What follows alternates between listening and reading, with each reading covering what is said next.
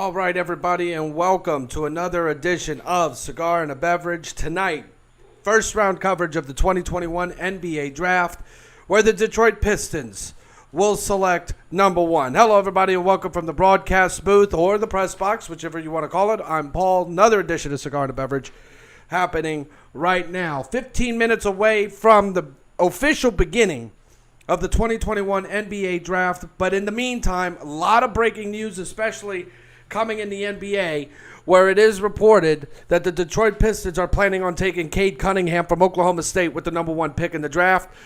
So Cade Cunningham will come off the board. Number two, the Houston Rockets. The Rockets will have 3 picks here in the first round, picks number 2, 23, and 24.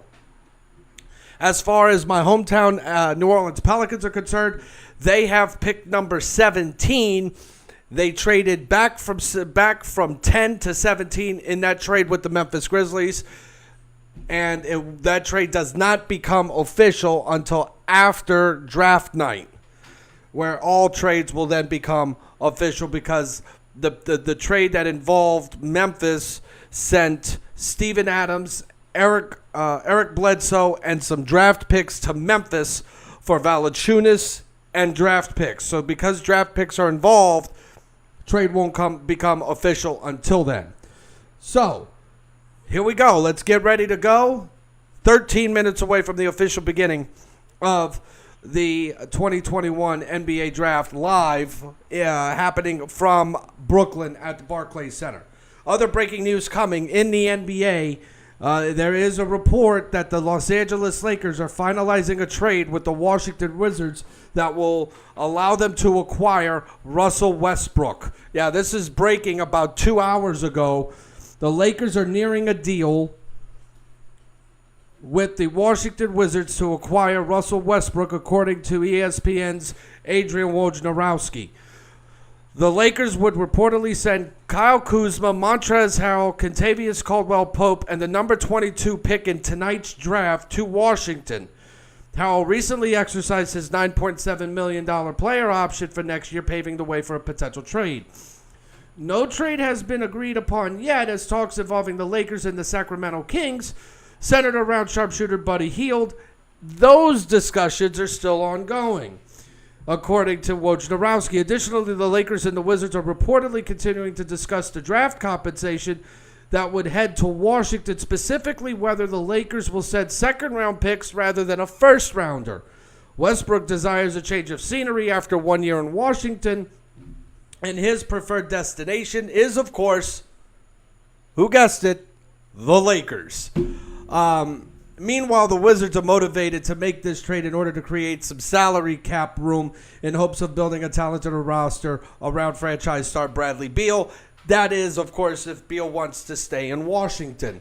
Westbrook, who was born in Long Beach, California, averaged 22.2 points, 11.7 assists, and 11 rebounds across 65 starts. He averaged a triple-double across 65 starts this past season.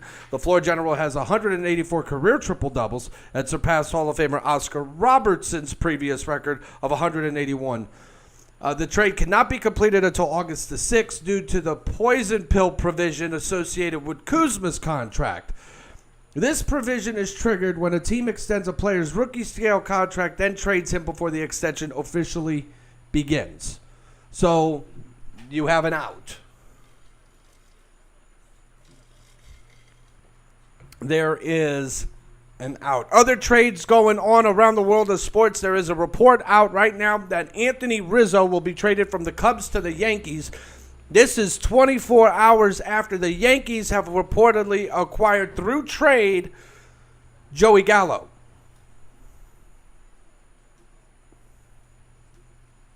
Was that right?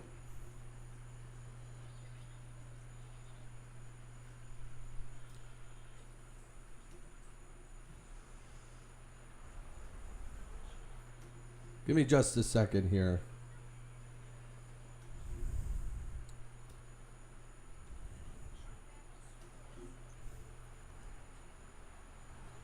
Yeah, the New York Yankees are trading for Chicago Cubs first baseman Anthony Rizzo, as sources told Ken Rosenthal. The Cubs will receive outfielder Kevin Alcantara and right-hander Alexander Vizcaino in exchange. The reported deal is the Yankees' second major splash over the last 24 hours. The Yankees acquired all-star outfielder Joey Gallo on Wednesday. Both Rizzo and Gallo are left-handed bats, something that the Yankees desperately need in their lineup. Rizzo is a three-time all-star and four-time Gold Glove winner. The 31-year-old has spent the last 10 seasons with the Cubs, hitting 242 home runs with an .853 OPS. He won a World Series with Chicago in 2016 and is slated to become a free agent after this season. Vizcaino was the number 9 ranked prospect in the Yankees minor league system, while Alcantara sat at number 12. After landing Rizzo, the Yankees are no longer interested in pursuing Colorado Rockies shortstop Trevor Story. However, New York is now open to moving first baseman Luke Voit. And news out of the Southeastern Conference college football. Man, moves are happening very quickly in the Southeastern Conference. The SEC presidents have unanimously voted to allow Texas and Oklahoma into the Southeastern Conference. That vote came today, and that expansion will take effect in 2025 when the current Big 12 TV deal ends. The two Big 12 powerhouses needed at least 11 approval votes from 14 presidents to be invited in. SEC Commissioner Greg Sankey said today, quote, "Today's unanimous vote is both a testament to the SEC's longstanding spirit of unity and mutual cooperation, as well as a recognition of the outstanding legacies of academic and athletic excellence established by the universities of Oklahoma and Texas." He also goes on to say, quote, "I greatly appreciate the collective efforts of our presidents and chancellors in considering and acting upon each school's membership interest. It was widely expected that the SEC would welcome Texas and Oklahoma. Texas A&M Athletic Director Ross Bjork was the only member of any SEC school to publicly voice his disapproval with the move once initial reports surfaced. But Texas A&M's Board of Regents recommended the support of the expansion to school president Dr. M. Catherine Banks on Wednesday, according to Sam Kahn, Jr. of The Athletic. Earlier this week, the Longhorns and the Sooners formally submitted requests to join the SEC after their grants of media rights with the Big 12 expire in 2025.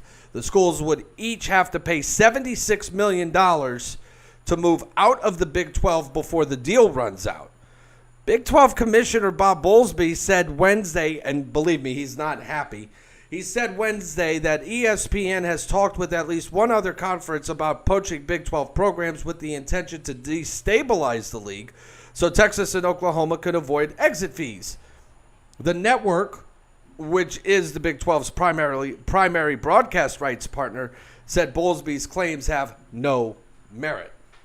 Right now, some of the attendees, some of the draft picks, potential draft picks that are in attendance in Brooklyn are being announced to the crowd.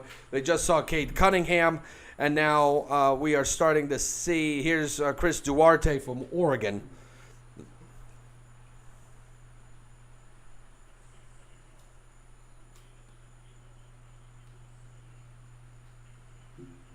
And let's see who's up next. Oh, here's Josh Giddey.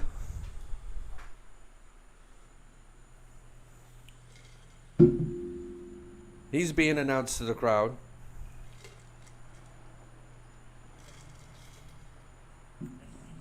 Giddey out of Australia. Some of the suits that some of these guys are wearing are unbelievably ridiculous and gaudy. No lie there. Don't at me if you believe. Jalen Green, he's right now currently in the NBA G League. He has the potential of being drafted tonight. A lot of great talent here in the first few picks. Here's Isaiah Jackson. And as they are continuing to announce the draft picks in attendance,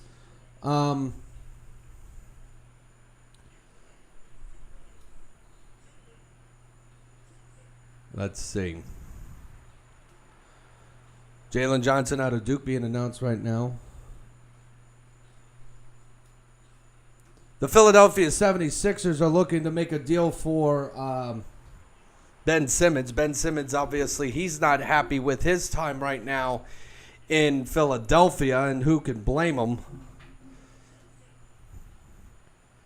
Philadelphia 76ers offered Ben Simmons to the Golden State Warriors in exchange for former first overall pick Andrew Wiggins, 2020 second overall selection James Wiseman, and four first-round draft picks, including this year's number 7 and number 14 picks, according to the Philadelphia Inquirer's Keith Pompey.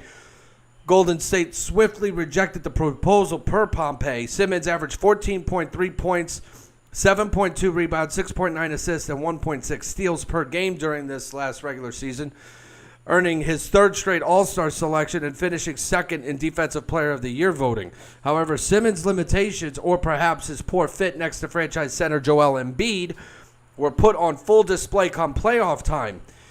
His shooting woes were highlighted by his reluctance to even attempt a wide-open dunk late in the 76ers' season-ending second-round loss to the Atlanta Hawks. Additionally, Simmons finished the postseason shooting 34.2% from the foul line, allowing opponents to deploy a hack of Simmons' fouling strategy in an effort to dull the 76ers offense. Look, I don't understand. I said this when he came out of LSU. I told people this. He does have talent, but he doesn't prepare. He just thinks he can rely on his talent alone and not work at it. That's my perception of it. How is he worth this much?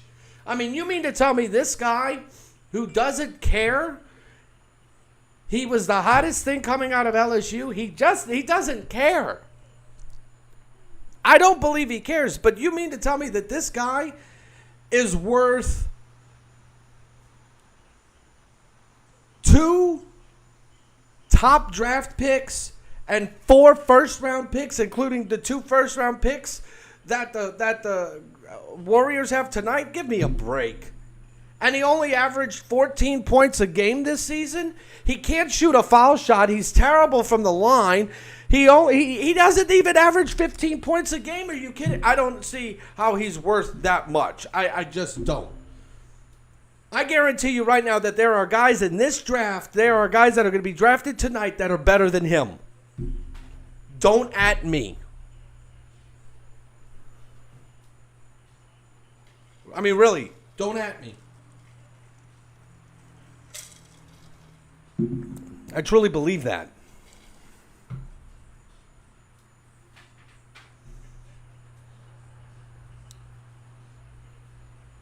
Bradley Beal says he has no desire to leave Washington.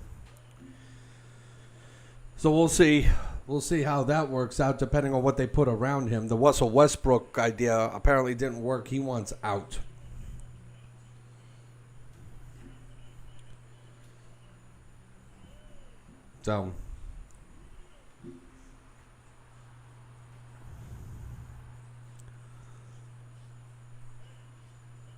So let's see. Full coverage of the NBA draft can be seen on ESPN and ABC and right here. Now, because of legal rights, I'm not allowed to put a picture-in-picture here, but I can give you a play-by-play on what my thought is on the draft. As always, you can Venmo me right here at Paul-Wonder-1. All donations made to this Venmo account will go right back into this program. You can Venmo me at Paul-Wonder-1, and whatever you give will be greatly appreciated.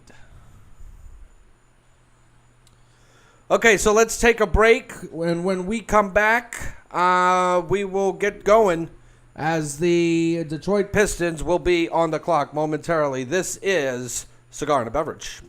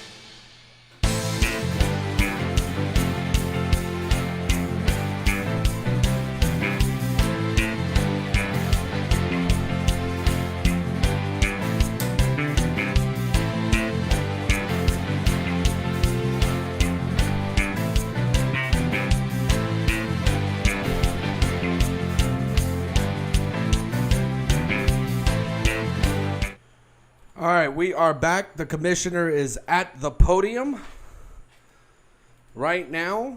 Let's listen in. It's wonderful to be here with all of you in person, not virtually. Thank you to all of our fans, including the more than 1.2 million who attended games during the playoffs. Having full arenas again was truly uplifting, and we can't thank you enough for standing by us over the past 16 months. We witnessed incredible competition this season and saw a new set of stars and teams emerge. Congratulations to the Milwaukee Bucks and the city of Milwaukee on their first NBA championship in 50 years.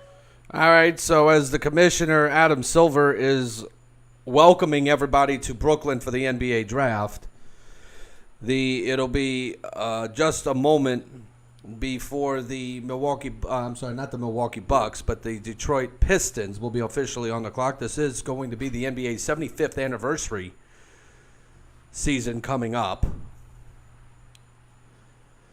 It'll be interesting to see what happens. This is going to be an incredible night for a lot of young men that have worked very, very hard to get to this point in their careers. So it looks like that the draft is officially open. Let's see.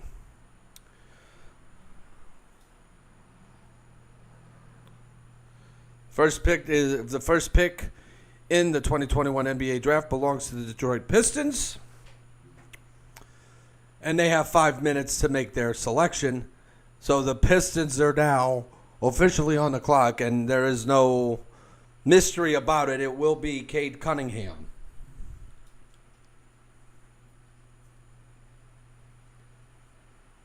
So the deal on Cunningham is this. So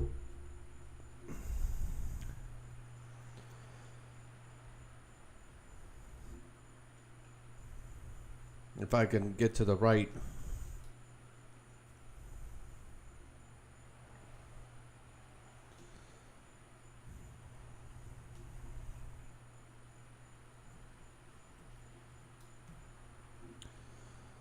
The guard, the 19-year-old guard out of Oklahoma State, 6'8", 220 pounds. He will turn 20 years old on September the 25th. One of the most anticipated recruits in recent years, the 19-year-old was the lone freshman tabbed as a preseason All-American heading into this season, still managing to exceed expectations as he lifted Mike Boynton's Oklahoma State Cowboys to an NCAA tournament berth, while averaging 20.1 points, 6.2 rebounds, and 3.5 assists a game. Cunningham not only swept the Big 12's top individual honors, but was named National Freshman of the Year and a consensus first-team All-American. 7-foot wingspan on Cunningham. He has good size for a small. He plays small forward, but unique dimensions for a player who plays primarily point guard. He's a fluid athlete whose combination of size and body control outweigh his lack of elite explosiveness. He competes with good energy and helping control tempo, making an effort to grab and go off the defensive glass. Cunningham was strikingly solid for stretches defensively last season, given the burden he carried offensively.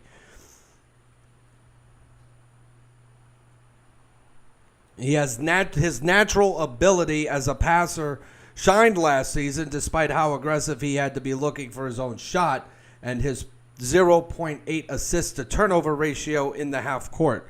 Playing with good pace, possessing impressive vision, and delivering all manner of passes on the move with both hands, his size and unselfishness give him unique promise as a playmaker. All these, I do want to keep in mind now that all these analysis that I'm going to be reading on these guys are coming from NBA.com, and I do not own the rights to any of these. There is a young core in Detroit. Isaiah Stewart, Killian Hayes, Jeremy Grant. They're trying to build around them. Cade Cunningham will definitely, in my opinion, make a difference in Detroit, as this is a team that is looking to get back into the playoffs and play with a little bit more consistency as they try to compete in the Eastern Conference.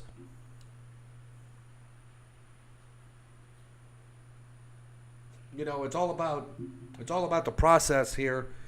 And if Cade Cunningham is the guy that will help begin the rebuild in Detroit, then this is it.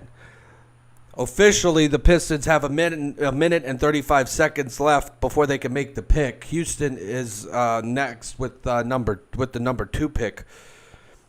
The Pistons went 20-52 last season. They had the second worst record in the league. They obviously missed the playoffs. This is their only first round pick, as they have 3 picks in the second round.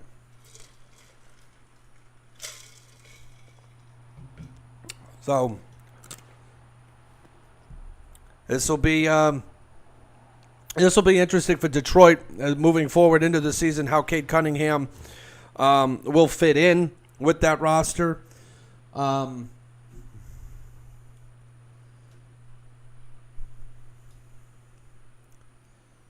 So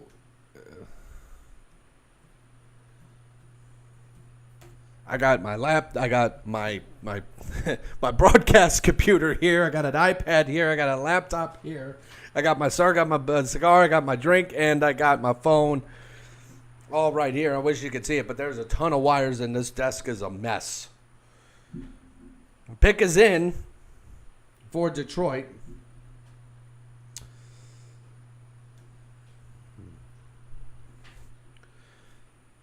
And it will obviously be Cade Cunningham. He will join a roster that includes Sadiq Bey, Tyler Cook, Hamidou Diallo, Wayne Ellington, Jeremy Grant, Killian Hayes, Frank Jackson, Josh Jackson, Corey Joseph. Frank Jackson ends up in Detroit after being with New Orleans for a number of years.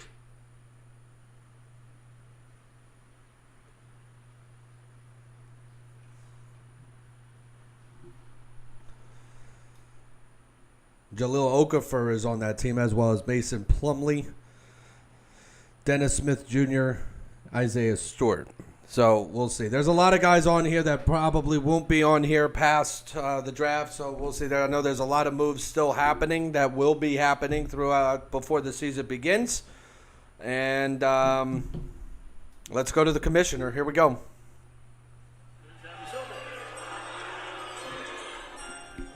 With the first pick in the 2021 NBA draft, the Detroit Pistons select Cade Cunningham from Oklahoma State University. So the guard from Oklahoma State, Cade Cunningham, officially drafted by the Detroit Pistons with the first overall pick in the 2021 NBA draft. Congratulations to the young man who was a star in Stillwater and hopefully looking to be a star coming up in the Motor City.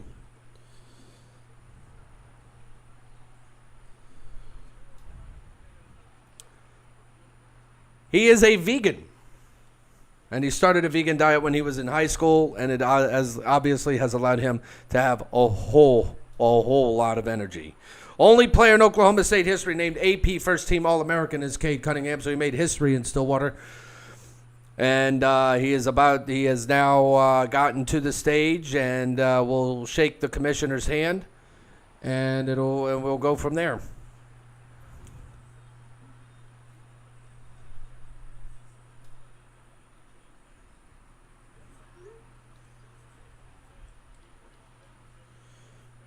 So, yes, Cade Cunningham now getting his pictures done.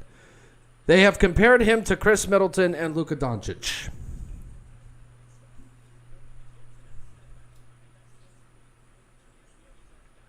And I am getting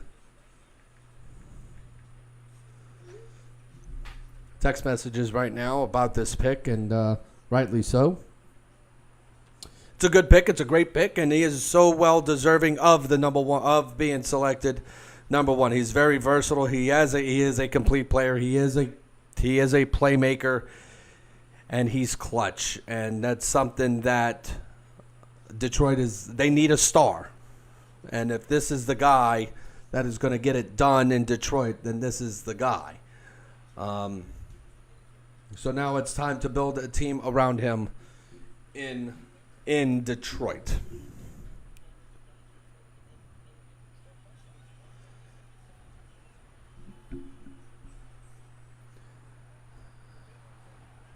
The Houston Rockets are on the clock, and they have 3 minutes and 40 seconds to make their pick. Jalen Suggs, Scotty Barnes, some of the ones that are your best available picks, along with James Bouknight and Jonathan Kuminga. Don't expect those guys to be drafted by Houston, but then again, you just never know.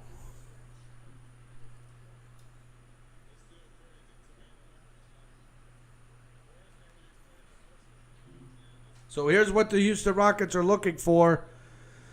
They are, like I said, they are on the clock. Finished 5th in the Southwest Division, 17-55, worst record in the league through the 72-game season. For the second straight season, the Rockets allowed a league-high 23.8 points in transition a game, according to Synergy Tracking. So here's the way to go. Houston selected Yao Ming in 2002, number one overall, and this is the highest pick since. So it's extremely important. While Cade Cunningham was widely projected to go number one overall, which he did, Houston could pair Wood, let's say that's Christian Wood, with USC big man Evan Mobley, a 7-footer that can move like a wing. Jalen Suggs and Jalen Green are likely to be considered with this at this spot as well. So under contract in Houston, they have guards DJ Augustin, Eric Gordon, Kyrie Thomas, John Wall, Daniel House Jr., and Kevin Porter.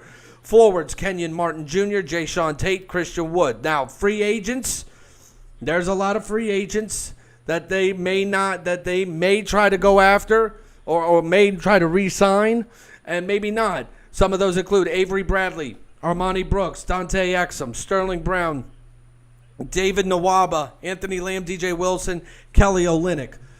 So, last year's draft, Kenyon Martin Jr., they got Kenyon Martin Jr. via a trade. So this is going to be an important pick for Houston. It could be Mobley, and it could be Jalen Green. It could be Jalen Suggs. I think those are the way to go, but I think they're going to need to go with a big man. If they're going to let Olynyk go, if they're going to let Olynyk walk, they need to go after a big man. Evan Mobley could be that guy. He could be that guy. A little bit of it. So once we get that selection here, momentarily, the pick is in, so momentarily we're going to find out who goes to Houston here at pick number 2. Houston needs a jump start. Houston needs to get things going again, and we'll see which way they go.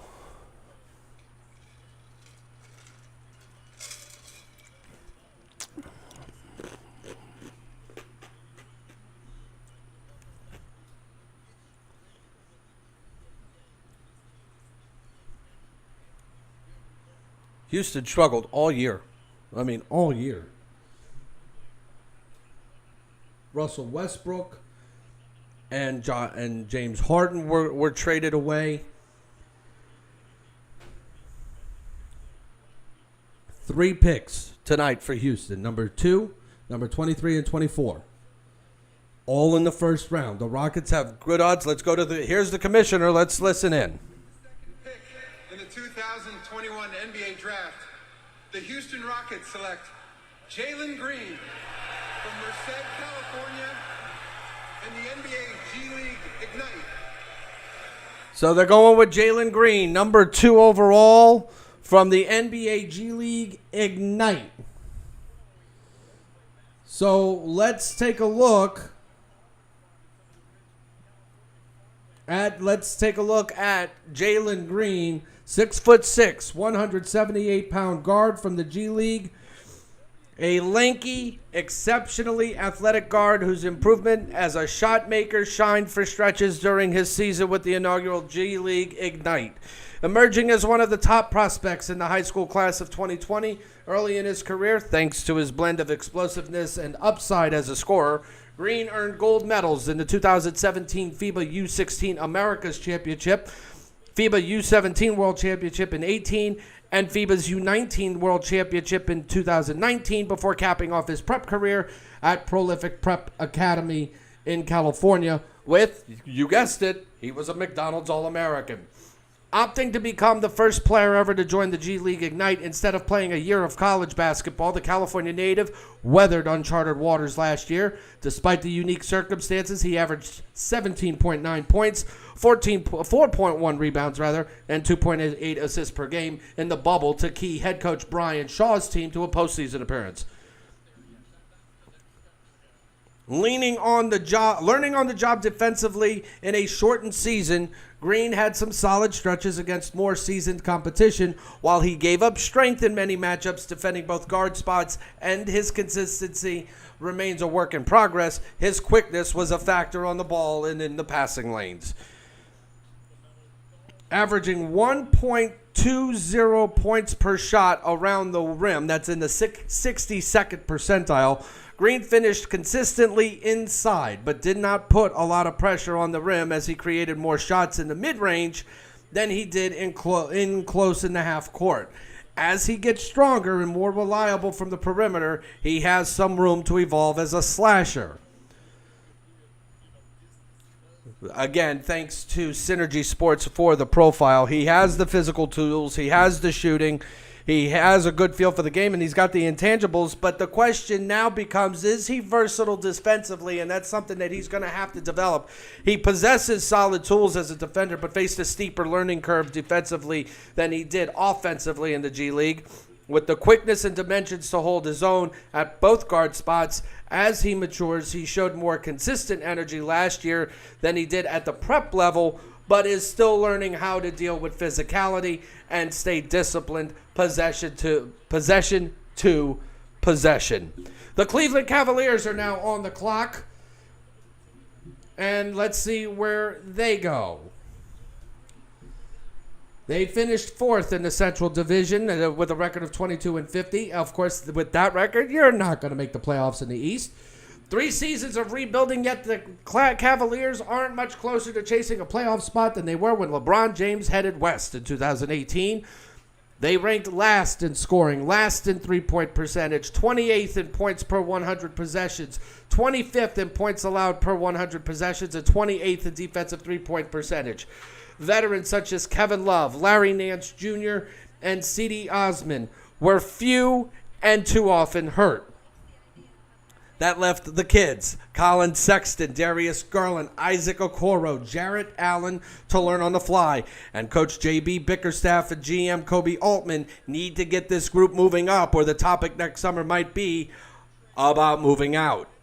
So what's the way to go? It seems like it was only yesterday that this was written in this space. Faced with a draft heavy in lead guards, on the heels of drafting lead guards, Cleveland has to choose between plugging a hole elsewhere or fiddling again with its backcourt. Actually, it was last year when that was written. But the situation is still the same. Adding Okoro then didn't alter things much now. The Cavaliers could draft Jalen Suggs or Jalen Green. Well, Jalen Green's off the board, so now it could be Jalen Suggs. And try to trade Sexton for help elsewhere, avoiding Sexton's contract extension decision altogether. Or if Houston doesn't take Evan Mobley, which we know now they did not, they could pick the USC big man, though that could put Allen, a helpful piece last season, in play. Cleveland's biggest need is at the wing, when someone like Florida State's Scotty Barnes or Michigan's Franz Wagner would crack the conventional wisdom at number 3. So the pick is in for Cleveland, and as soon as the commissioner, and here's the commissioner, let's listen in. With the third pick in the 2021 NBA Draft, The Cleveland Cavaliers select Evan Mobley from the University of Southern California. So the big guy, the 7-footer, the out of USC, the Trojans, he goes halfway across the country and goes to Cleveland. So what's the deal with Evan Mobley?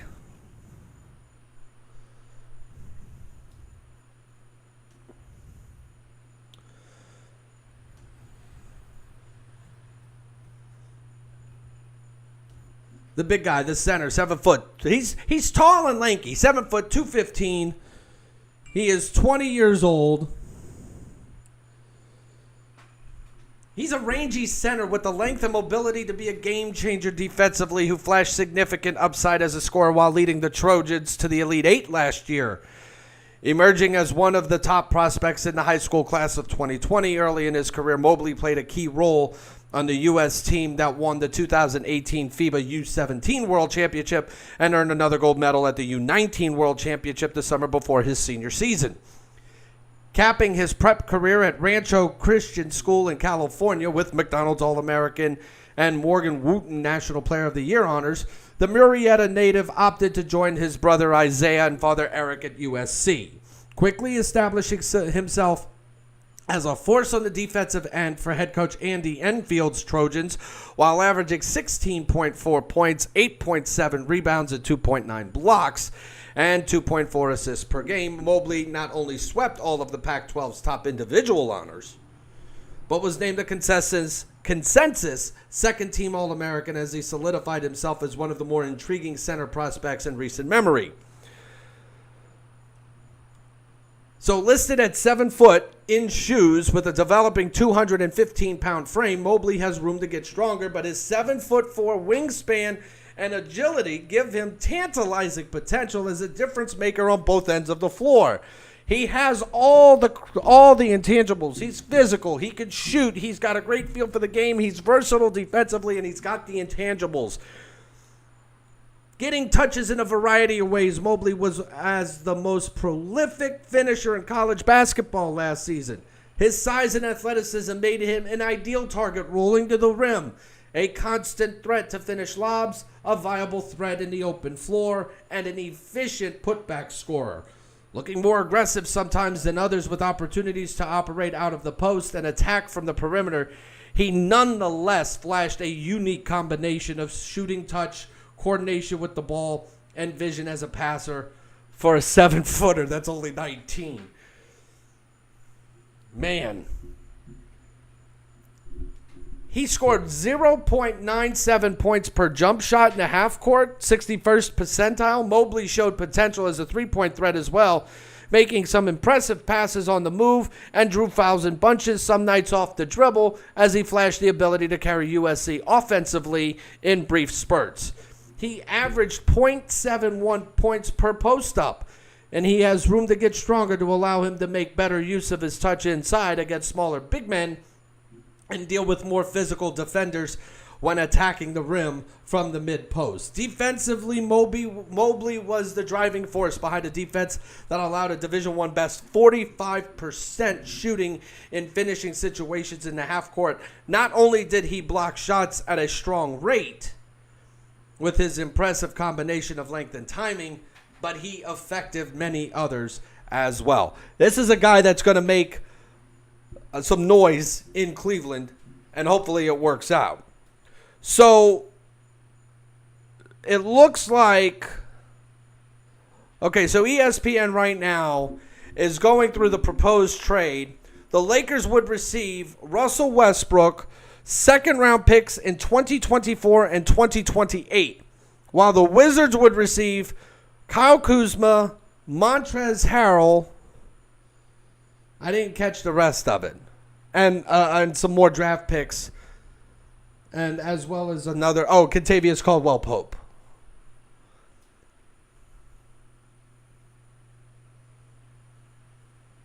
So, again, it'll be interesting to see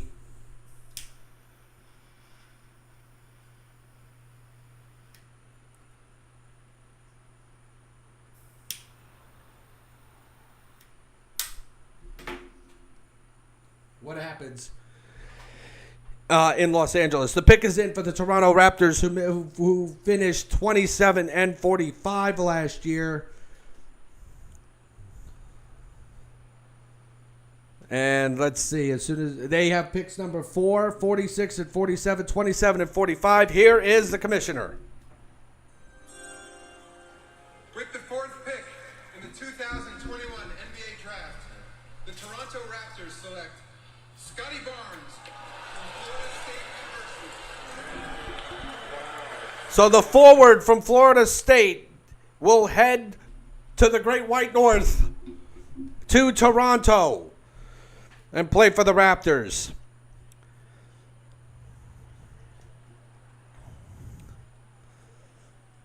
The Raptors' defense allowed 7.3 more points per 100 possessions in 2021 than it did in 19 and 20. That was the league's second biggest jump. So this is going to be interesting because now Kyle Lowry is an unrestricted free agent. So does this mean that they're going to move on from Lowry? Let's see what happens. But in terms of Scotty Barnes, 6'8", 225-pound forward from Florida State. He turns 20 years old on August the 1st. So he's got a birthday coming up. Listed at 6'8" with an impressive 225-pound frame to go along with a 7'2" wingspan. Scotty Barnes has good size for a small ball center, let alone a primary ball handler. Or even a wing. A solid all-around athlete with a good motor. His combination of length and energy stood out at times at the college level. He's an enthusiastic defender with the tools to guard multiple positions. Barnes was a natural fit in Florida State's switch-heavy system, able to slide with some guards and use his length to contest shots inside at the college level. He has the ingredients to contribute in a variety of ways at the next level defensively. In the half court, Barnes made his best contributions finding the open man, possessing solid vision and the size to deliver some passes smaller guards cannot, operating out of the pick and roll. He posted an impressive 2.8 assist to turnover ratio in the half court. Averaging 0.68 points per jump shot in the half court, Barnes still has significant room to grow as a jump shooter, particularly off the dribble. So the Orlando Magic are on the clock. This is good. This is an interesting pick for Toronto. I'm going to go back to this for just a second. His shooting, like I mentioned, his shooting is a little off. Room to improve there, but he's physical. He's got a good feel for the game. He's very versatile defensively, and he's got the intangibles. So this is what was this what they needed?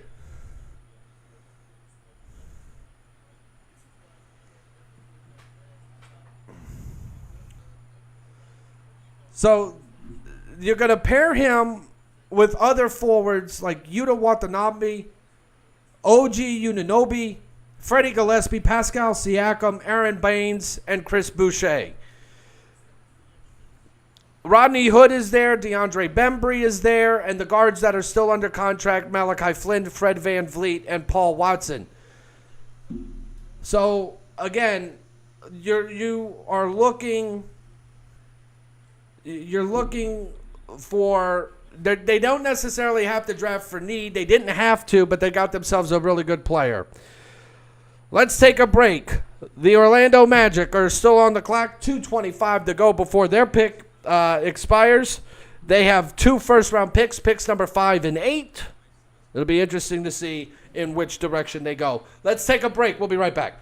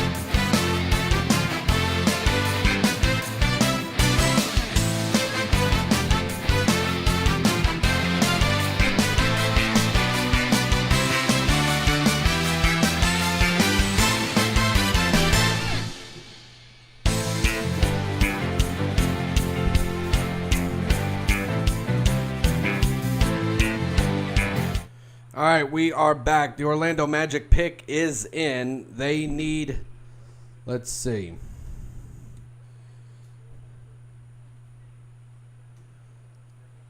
(21-51), fifth place in the Southeast Division. Jamal Mosley, new head coach, hired this offseason. Let's see. Could they go Jonathan Kuminga? Could they go Franz Wagner if he's available here? The pick is in. Let's go to the commissioner. In the 2021 NBA Draft, the Orlando Magic select Jalen Suggs from Gonzaga University. Suggs perhaps waited one spot longer than anticipated. All right, well, the sharpshooter from Gonzaga is now off the board. Jalen Suggs was the guy that hit that miracle shot at the end of the national semifinal for Gonzaga that sent them to the national championship game. Jalen Suggs was instrumental in that undefeated season all the way up to the national championship game for Gonzaga. 6'4", 205-pound guard. He turned 20 years old back on June the 3rd. As decorated as he was, Suggs showed marked development ahead of his first collegiate season under head coach Mark Few, averaging 14.4 points, 5.3 rebounds, 1.9 steals, and 4.5 assists per game for Gonzaga. Suggs was perhaps the biggest revelation of the early part of the college season and carried that momentum through a stellar freshman season that saw him tabbed as a consensus second-team All-American while solidifying himself among the elite prospects for the 2021 draft. Playing with great energy on the defensive end, Suggs was a constant factor in the passing lanes, hounded opposing ball handlers, and showed a willingness to get on the floor pursuing loose balls as his competitiveness and instincts give him the potential to be a difference maker on both ends. He is a floor general. He plays with physical toughness, and he wins. All he does is win, win, win, no matter what.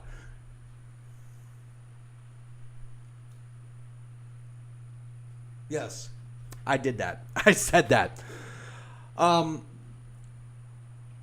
Here's something. Dropping in floaters with soft touch on limited attempts while scoring 1.1 points per dribble jump shot in the half court.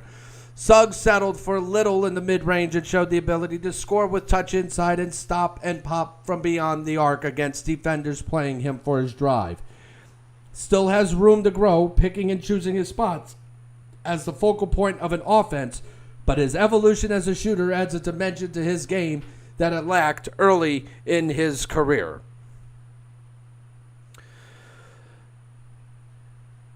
He's amazing. He shows willingness to execute and make the extra pass in the half court.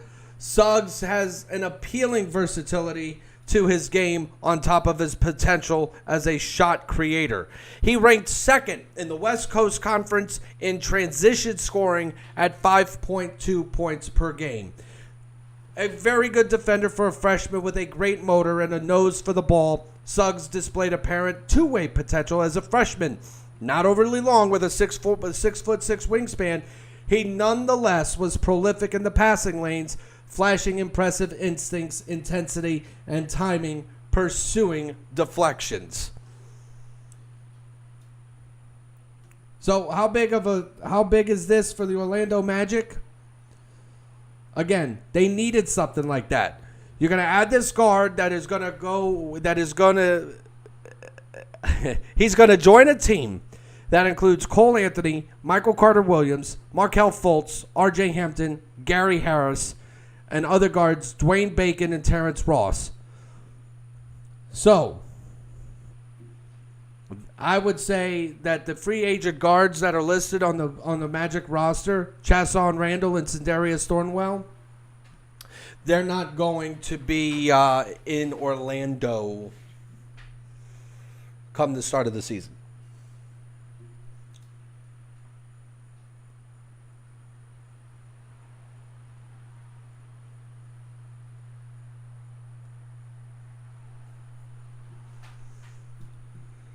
Okay, so the Oklahoma City Thunder are now on the clock, switching gears. They got 2 minutes before their pick.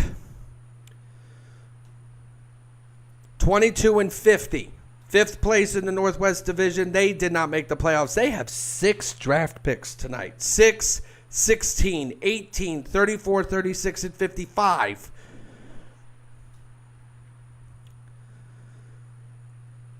So Jalen Suggs is off the board. Jalen Green is off the board. Evan Mobley is off the board. Scotty Barnes is off the board. So what does Sam Presti do? His wheeling and dealing gives Oklahoma State 6 picks in the draft, including 3 in the top 20, to start off the rebuild to respectability that he has long promised. Over the next 7 years, the Thunder own a total of 36 draft picks. So there's a variety of ways for Presti to build around franchise guards Shai Gilgeous-Alexander and Lou Dort to make Oklahoma City contenders again. Despite having the 6th pick, Presti said Oklahoma City will look to move up in the draft, and his war chest of picks gives the club plenty of ammo to do so. Well, they didn't.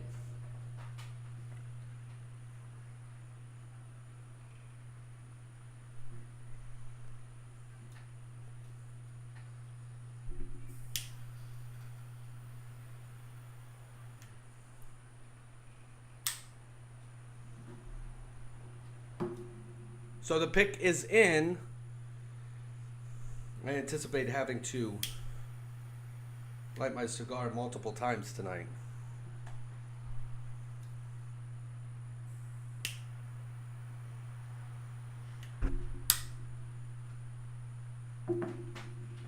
So let's see. The pick is in. And as soon as the commissioner gets to the podium, we'll get to that.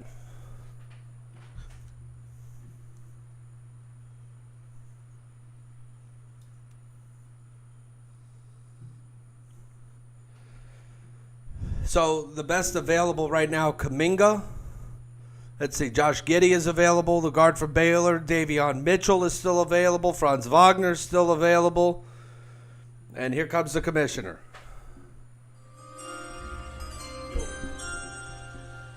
With the 6th pick in the 2021 NBA Draft, the Oklahoma City Thunder select Josh Giddey from Melbourne, Australia, and the NBA Global Academy in Canberra, Australia. So Josh Giddey is the 5th Australian-born player. So from Melbourne, Australia, the big guy will be drafted, and he's going to go to Oklahoma City. 6'8", 200 pounds, out of Adelaide, Australia. He's not going to turn 19 until October the 10th. He is the first NBA Academy graduate selected in the NBA draft. Listed at 6'8" with a 200-pound frame to go along with an even wingspan. Giddey is not especially long or explosive, has room to get stronger, but has tremendous size for a primary ball handler. Ranking in the top 5 in the NBL in rebounds and displaying good timing, getting in the passing lanes, Giddey's strong feel for the game translated to the defensive end as well, but his ability to become more physical could be key to his ability to hold his own at the next level. An instinctual player with excellent vision.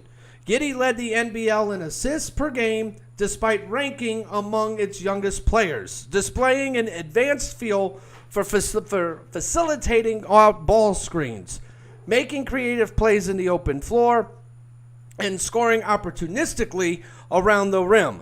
Giddey's pace, craftiness, and unselfish approach shined in the NBL. He still has significant room to improve as a jump shooter to help keep defenders honest, but has some unique tools as a playmaker for a prospect his age. Giddey's ability to maximize his passing ability and craftiness off the dribble is rooted in his jump shooting ability. Averaging 0.82 points per jump shot in the half court, he has some things to clean up mechanically to keep opposing teams honest in ball screen coverages. Ranked second in the NBL in points created per game by passes out of the pick and roll, 9.4 points per game in that category.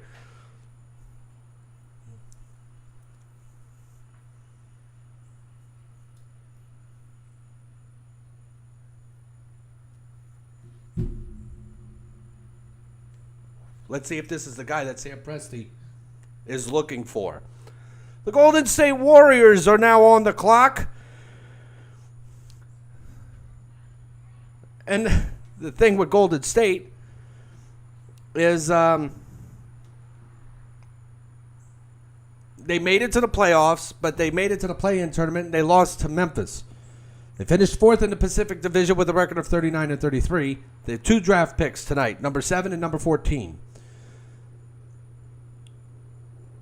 So they're trying to determine their identity, though. This may seem strange for a team featuring former 2-time key MVP Stephen Curry and mainstays Draymond Green and Klay Thompson, but those dynasty holdovers are by far the best players on the team. Everywhere else, the Warriors' support overall is good, but just not good enough to get Golden State to the playoffs. With all due respect to Andrew Wiggins, it's reasonable to suggest the Warriors are one piece away from being a very real threat in the NBA once again. They can stay put and hope James Wiseman takes a big leap and go forth as constituted, or package Wiseman and or Wiggins and one of their 2 first-round picks for more immediate help. Here's the stat that matters. 11.6. The Warriors were outscored by 7.3 points per 100 possessions in 423 minutes with Curry, Green, and Wiseman on the floor together, but outscored their opponents by 11.6 points per 100 possessions in 1,314 minutes with Curry and Green on the floor without James Wiseman. So the Warriors are in position to pad their roster with young talent or trade one or both for veteran help. It's a good option to have for a team that fancies itself as a title threat. Davion Mitchell showed solid two-way potential at guard while leading Baylor to the NCAA championship, helping beat Gonzaga and sharpshooting forward Corey Kispert along the way. Either or both of those 2 players would fill needs to be solid additions for those 2 spots. The pick is in for Golden State, and as soon as the commissioner gets to the podium, we'll bring you that pick. This is pick number 7 of the first round of the 2021 NBA Draft. We've seen a couple of surprises so far, so let's go back and run through it. With Golden State on the clock, here's what we've seen so far. Cade Cunningham out of Oklahoma State going number 1. Jalen Green, number 2 to Houston. Evan Mobley, the center out of USC, going 3 to Cleveland. Scotty Barnes, the number 4 overall pick, going to the Toronto Raptors. He's a forward out of Florida State. Guard out of Gonzaga, Jalen Suggs, going to Orlando. And the first international player taken so far in this draft at number 6, Josh Giddey out of Adelaide, Australia. 6'8", 200-pound guard. So we're waiting for Commissioner Adam Silver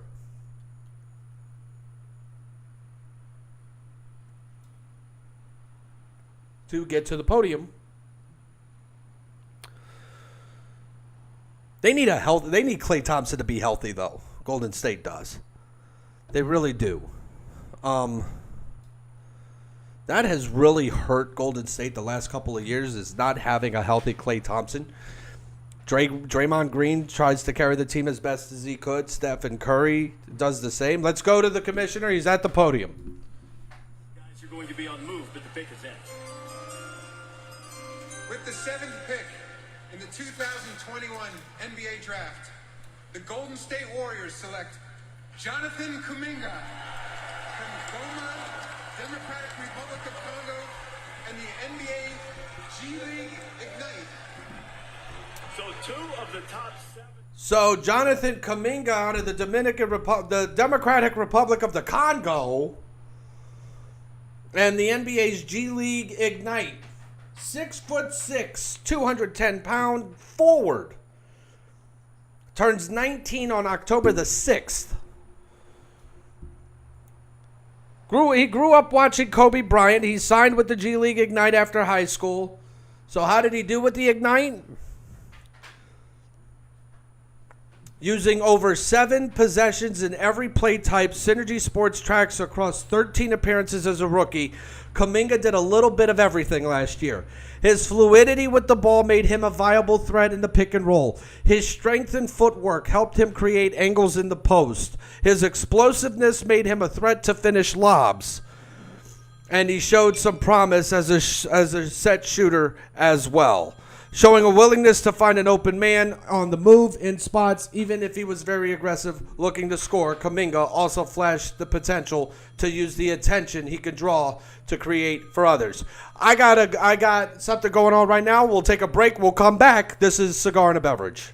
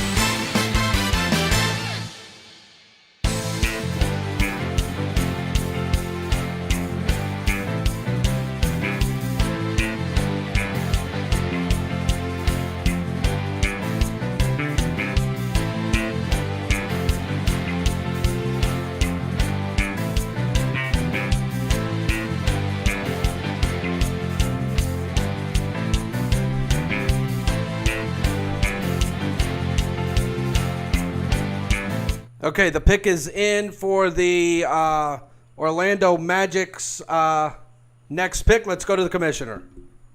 The Orlando Magic select Franz Wagner from Berlin, Germany, and the University of Michigan. Okay, so the forward from Michigan goes to Orlando.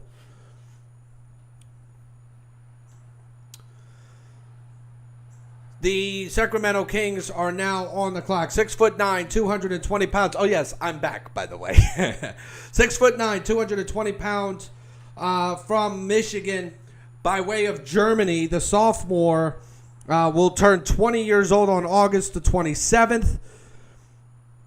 An instinctive player off the ball who likes to attack the rim, Wagner scored 1.18 points per possession in transition and 1.11 points per shot around the rim in the half court. He's not overwhelmingly quick or physical off the bounce to turn the corner at will, but is comfortable attacking gaps, takes care of the ball, and can play above the rim with a head of steam.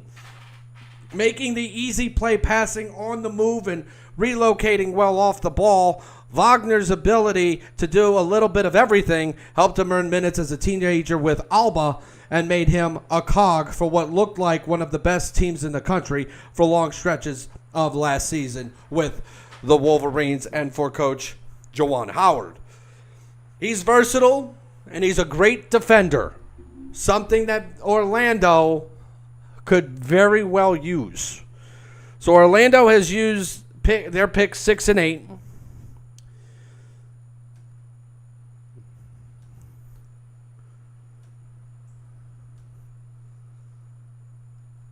Okay. Sacramento is on the clock. So Orlando still has pick number 33. So Jalen Suggs from Gonzaga, Franz Wagner from Michigan. We'll see where they go with pick number 33. For Sacramento, at pick number 9,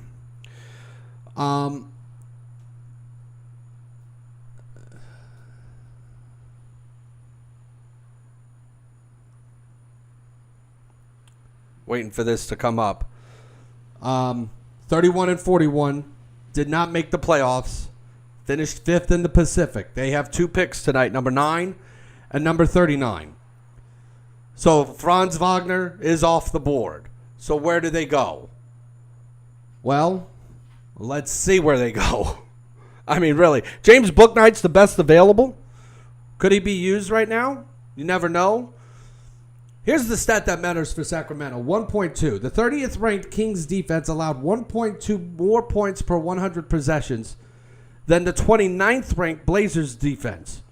They were just the 8th team in the last 25 years for which we have play-by-play data to allow more than a point per possession than any other team.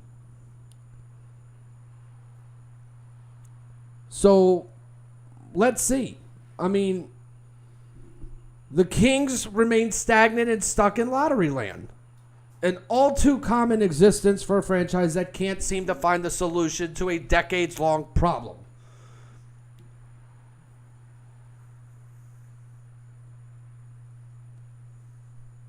Sacramento is searching for consistency and a way to finish strong and close games,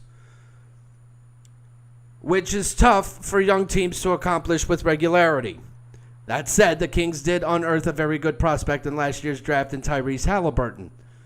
He, along with De'Aaron Fox and Buddy Hield, helps form a young nucleus to build upon. Marvin Bagley III needs to be added to that mix. The former number 2 overall pick in 2018 struggled with injuries and inconsistency at the start of last season before finding a groove late and flashing more positive signs. Overall, the Kings once again are in a star search. It is a journey that, for some reason, is harder on them than most NBA teams.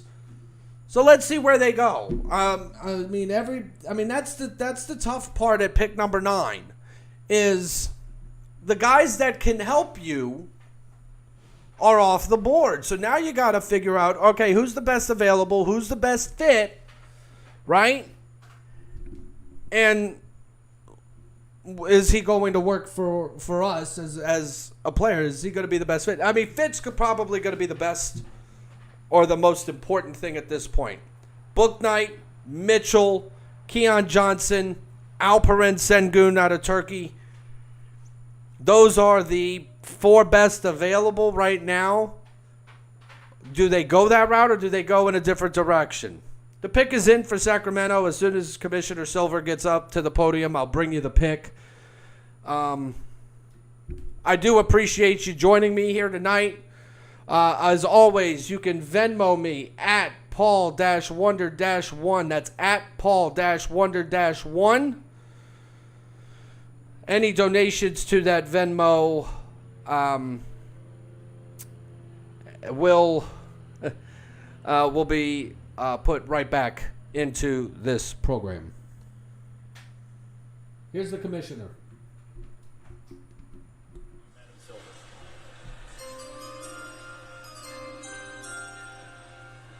With the 9th pick in the 2021 NBA Draft, the Sacramento Kings select Davion Mitchell from Baylor University. Okay, so they go with the guard, Davion Mitchell out of Baylor, national champion Baylor Bears. He's going to Sacramento. The New Orleans Pelicans are on the clock, but they are picking for Memphis. Remember that in the NBA, you're basically picking for the team that that you traded with, and in this case, I think Memphis is telling New Orleans this is who we want. So that's that's where they're probably going to go. Scored or assisted on 37% of Baylor's points in the entire tournament this past season. I mean, this guy he's the real deal. 6'1", 202 pounds out of Baylor, the junior. He's going to be 23 years old on September the 5th. So he's got maturity. Tenacious defender and a relentless driver. Flashing the ability to get to spots with the ball as an underclassman, Mitchell stepped into a more prominent offensive role as a junior as his improvement as a jump shooter opened up his offensive game. Able to slide off the ball in multi-guard lineups, but playing primarily point guard, he shredded opposing defenses with his ability to change speeds and get downhill with or without a ball screen. Shooting the three at a high level all season and doing a much better job using his quickness to make plays for others than he did as a sophomore, Mitchell turned a corner last year to emerge as one of the more dynamic guards in all of college basketball. You could compare him to another Mitchell, Donovan Mitchell from the Utah Jazz. He could shoot, man. Mitchell proved to be a stifling defender, though, with the quickness to pressure opposing ball handlers into mistakes, the toughness to defend bigger guards, or an urgency closing out shooters, and a knack for getting a hand on the ball. Davion Mitchell took over several big games for the Bears with his ability to make an impact on both ends. Doing an excellent job sparking the break. Davion Mitchell's unselfishness and ability to use his speed to simplify the game for others stood out in the open floor as he ranked among the most efficient transition threats in the country while generating as many assists as he attempted shots pushing the break. Making an effort to run the wings in transition and scoring 1.31 points per catch and shoot jump shot, Davion did not need the ball in his hands to contribute last season and showed the versatility to score efficiently alongside a ball-dominant guard. Still has room to improve as a free throw shooter despite his otherwise impressive consistency away from the rim. This is a good pick. This is a good basketball player. This is a good, solid basketball player. But the question is, and we're going to see if this works out, is he the right fit in Sacramento? The New Orleans Pelicans are on the clock, so what did they get with the trade? Well, the Grizzlies received Steven Adams and Eric Bledsoe, picks 10 and 40 overall in this year's draft, and they protected first-round pick via the Lakers in next year's draft. The Pelicans got Jonas Valanciunas and picks number 17 and 51 in this year's draft. So the Pelicans are still trying to find a way to build around Zion Williamson, Brandon Ingram. Lonzo's a restricted free agent, which gives the Pelicans a little bit of leverage here.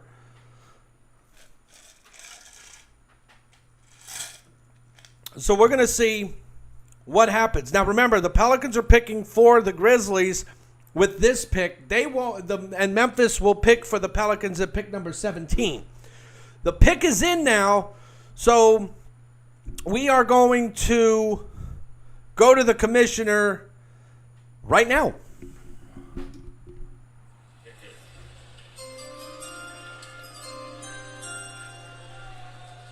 With the 10th pick in the 2021 NBA Draft, the New Orleans Pelicans select Zaire Williams from Stanford University.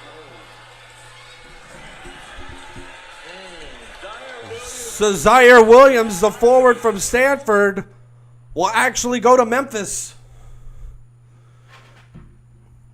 And the Charlotte Hornets are on the clock.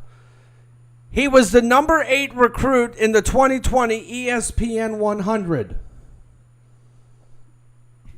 Both parents served in the United States military. He went to Stanford. Well, I mean, what more can you say? Played high school at Sierra Canyon with Bronny James and Zaire Wade. So he's pretty. If you're playing basketball with the likes of those two, man, he recorded the second triple-double in Stanford history on January the 7th. This is a good, solid basketball player that's going to go to Memphis. 6'8", 185. Turns 20 years old on September the 12th.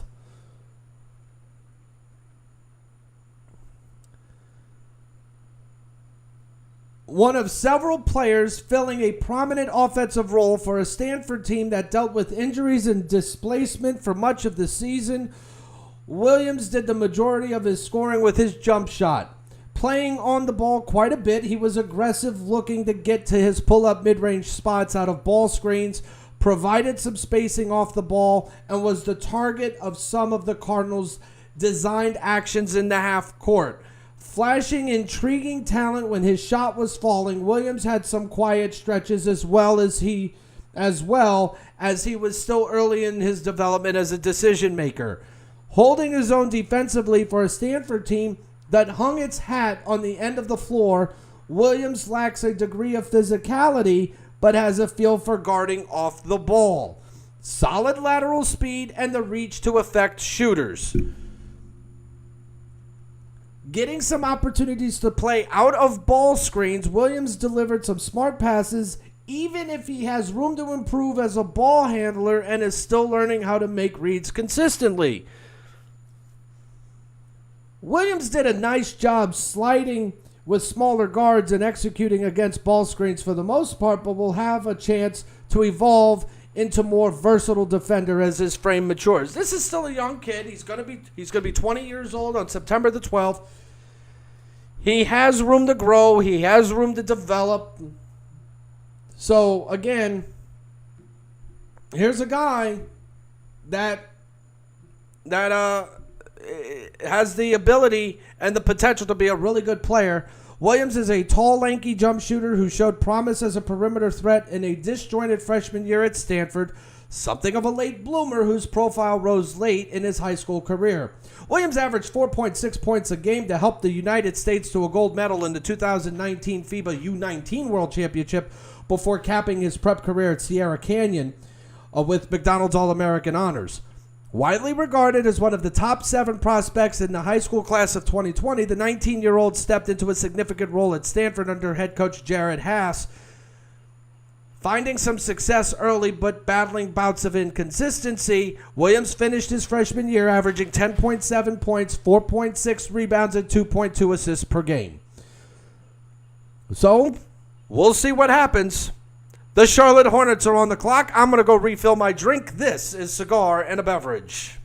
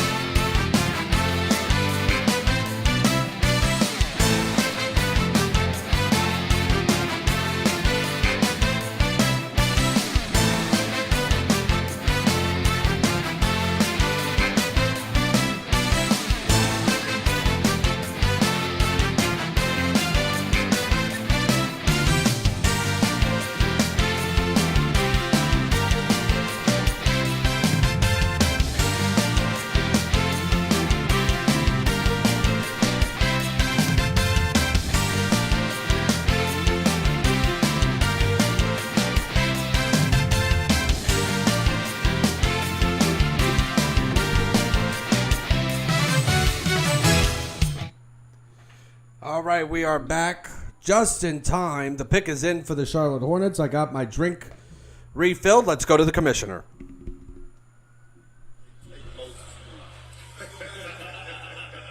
Hornets, let's see what they do.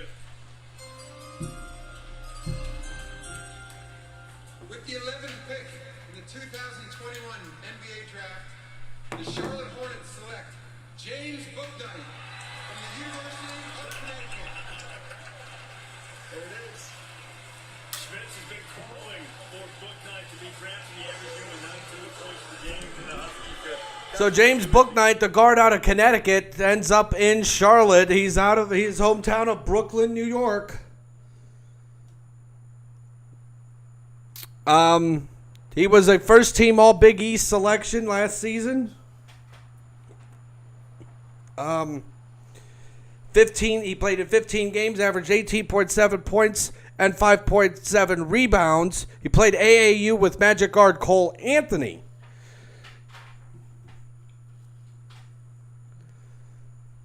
So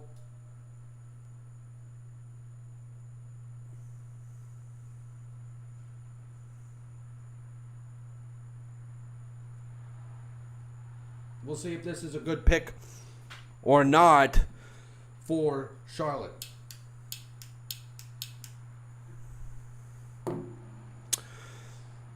All right, so here's the deal on Bouknight. He creates his shots and he also finishes. Oh, by the way, the San Antonio Spurs are on the clock.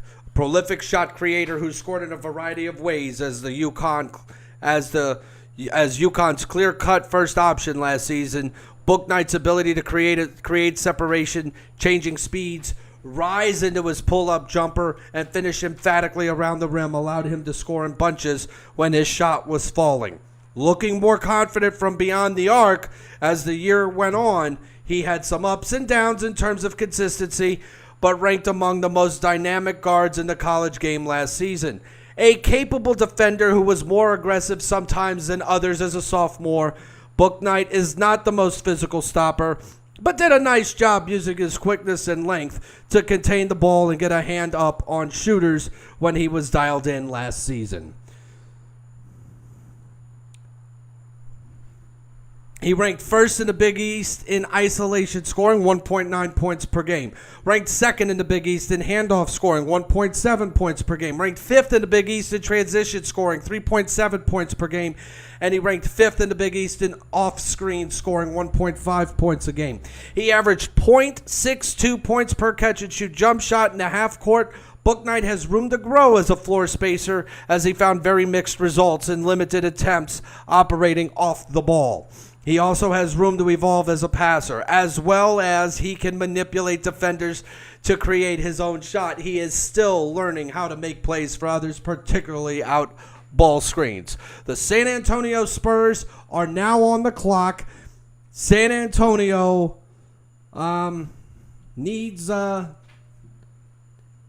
something. They lost to the Grizzlies in the play-in tournament. They finished third in the Southwest with a record of 33-29. They own picks 12 and 41 in this year's draft. The young Spurs showed grit all season and remained in the thick of the hunt for a postseason berth until the end, falling to Memphis in the State Farm play-in tournament. Ultimately, inconsistency, especially on defense, and injuries hurt San Antonio during the stretch run of the regular season, but that's partially a byproduct of utilizing so many young players in key roles. Here's the stat that matters, everybody. 31.4%. The Spurs took only 31.4% of their shots from three-point range. That was the lowest rate in the league. They, however, led the league by a wide margin with 20.5 pull-up two-point attempts per game. So what's the way to go? Well, the Spurs have plenty of guards and wings, but lost a quality big man when they opted to buy out LaMarcus Aldridge. Jacob Poeltl and Drew Eubanks are the only bigs currently under contract, so the Spurs could use some help there, which makes Kentucky's Isaiah Jackson worth strong consideration here at number 12, along with Kai Jones, an athletic freak who needs polish, and versatile Duke forward Jalen Johnson could get a look here too. So under contract, plenty of guards: Trey Jones, DeJounte Murray, Derek White, Keldon Johnson, Devin Vassell, Lonnie Walker. Luka Samanic at forward, Drew Eubanks at forward, Jacob Podol at center. So they do need some help. They have an unrestricted free agent, Patty Mills. It'll probably be gone. DeMar DeRozan will probably be gone. Rudy Gay will probably be gone. So the core group of this ball club is going to be gone. So it's going to probably be a rebuilding process around a lot of young talent in San Antonio. And Greg Popovich is going to have a project on his hands if he can't get some of these guys re-signed. Restricted free agents, though, Quandary Weatherspoon, Daquan Jeffries, Keita Bates-Diop, they might have some room there to possibly return to San Antonio, but we'll see where it goes. 37 seconds before the pick is in for San Antonio. They need bench depth at every position, and they need a pick. They need to pick a direction with cap space. So they need to they need to preserve some cap room for free agency coming up. So it's going to be interesting to see which direction they go with pick number 12. The pick is in. We're waiting on Commissioner Silver to let us know who's going to San Antonio.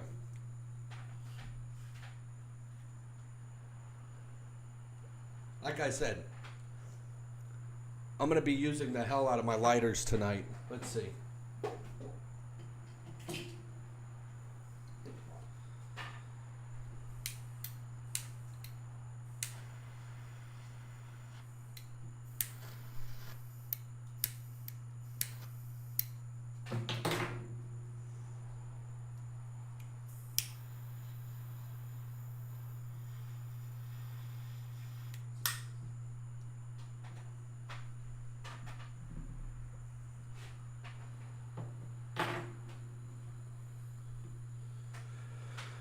All right, let's see. We're still waiting on Commissioner Silver. The Spurs finished 33-39 last year. They did get into the play-in tournament. 33-29. 33-39. Okay, so here's the commissioner. Spurs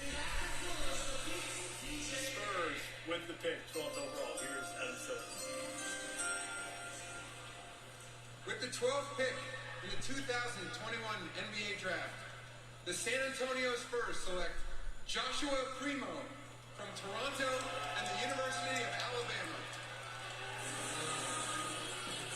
Primo roll tide. So they have plenty of guards, and they pick a guard. Joshua Primo, the guard out of the University of Alabama, the youngest player in all of Division I college basketball last year, averaged 8.1 points a game, 4.1 rebounds. He was a 38% three-point shooter.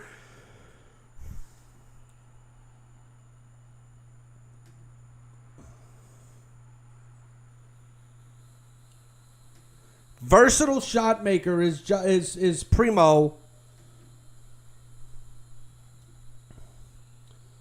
18 years of age, won't turn 19 until Christmas Eve, December the 24th.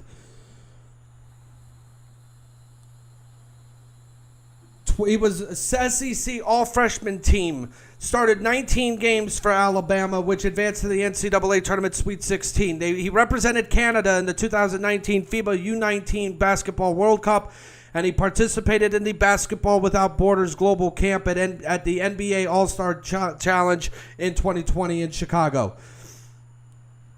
He is long, athletic, with excellent shooting potential, shoots an easy ball with great mechanics, shows flashes of handle and shot creation skills. He's a smart defender who gets to the right spots. His high school teammate and fellow 2021 NBA draft prospect, JT Thor out of Auburn, they prepped at Huntington Prep. His sister, Keisha, played basketball at the University of Buffalo. There's not much on this kid. There really is not much on this guy.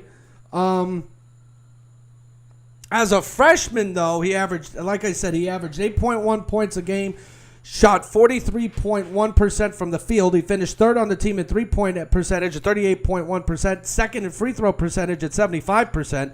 He had 8 games with 3 or more three-pointers. He was named SEC Freshman of the Week on January the 25th after averaging 19 points and making a combined 10 of 13 from 3 against LSU and Mississippi State. He tied his season high with 22 points against Auburn on January the 9th. Not much on this guy. Not much on this kid. We'll see what happens. I mean, if this could be a development project in San Antonio for Joshua Primo. The Indiana Pacers are now on the clock. How did that Joshua Primo pick came out of nowhere? It came out of nowhere. Pacers own picks number 13, 54, and 60. They went 34 and 38, second in the Central Division, lost to the Wizards in the play-in tournament. Here's a stat that matters for Indiana, 36%. 36% of the Pacers' opponents' shots, the league's highest opponent rate by a comfortable margin, came in the restricted area. They allowed a league-high 40.4 points per game in that restricted area. So what does that say? They need interior defensive help.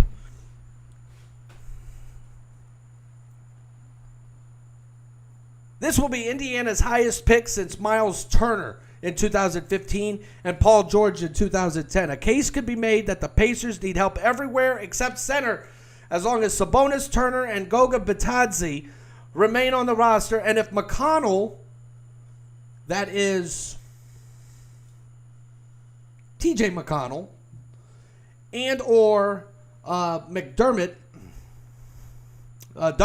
leave, they have plenty of players who want the ball, but a playmaking guard or especially a defensively adept wing would scratch a real itch. And who doesn't need shooting? Names that have been floated for that number 13 first rounder include Baylor guard Davion Mitchell. He's already off the board. Josh Giddey out of Australia. He's off the board. Corey Kispert of Gonzaga, Moses Moody of Arkansas are still available for the Pacers here at number 13. The pick is in, and as soon as we get it from the commissioner, I'm going to bring you the pick.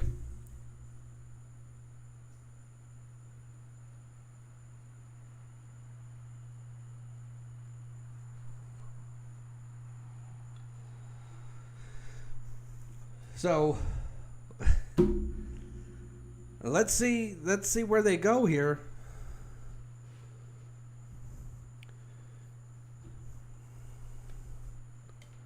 Keon Johnson's still available, the guard out of Tennessee. Moses Moody, Corey Kispert still available.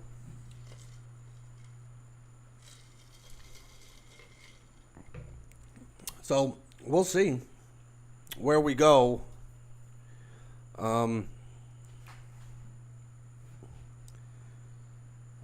With this pick here, number 13.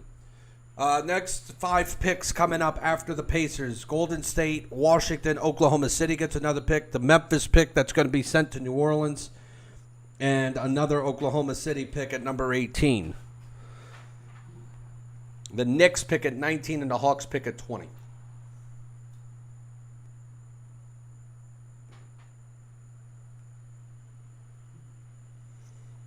And then, all right, so here's the commissioner. Let's see where Indiana goes. With the 13th pick in the 2021 NBA Draft, the Indiana Pacers select Chris Duarte from Puerto Plata, Dominican Republic, and the University of Oregon. So the Oregon Ducks guard, Chris Duarte, out of the Dominican Republic, goes number 13 to Indiana.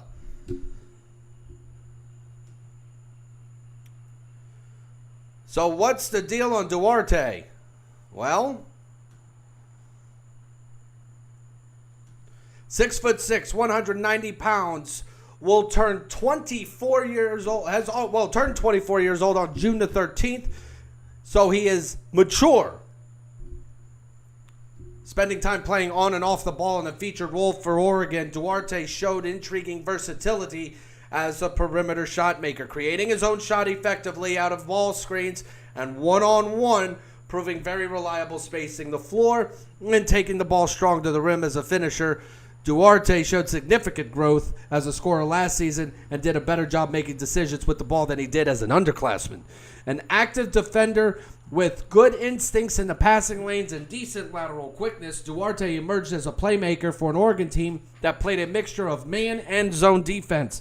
He was a second late closing out in spots, but made an effort to get in a stance and move his feet on the perimeter. Shooting the ball at an exceptionally high level last season overall, Duarte scored 1.28 points per finishing opportunity in the half court, as he was very opportunistic as a slasher, finishing emphatically with a head of steam and doing a better job finding the open man when cut off inside. Duarte's maturation as a decision maker played a role in his efficiency as well.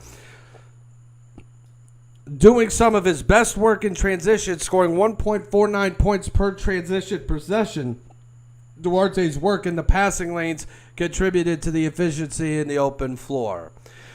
Good pick for Indiana. Good pick. And let's see if this helps fill a void that was left with the Victor Oladipo trade. The Golden State Warriors are on the clock again with pick number 14. With that, we're going to take a short break, and we'll be right back. This is first round coverage of the 2021 NBA Draft. This is Cigar and a Beverage.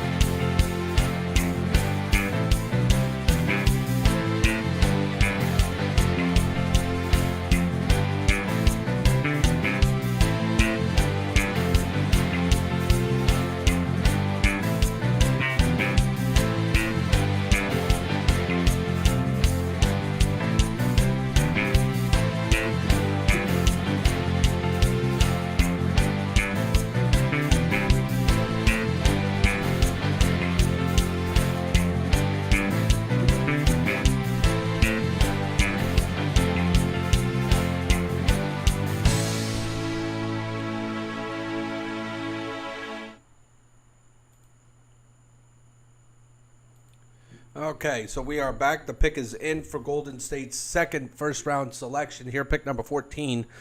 And here comes the commissioner.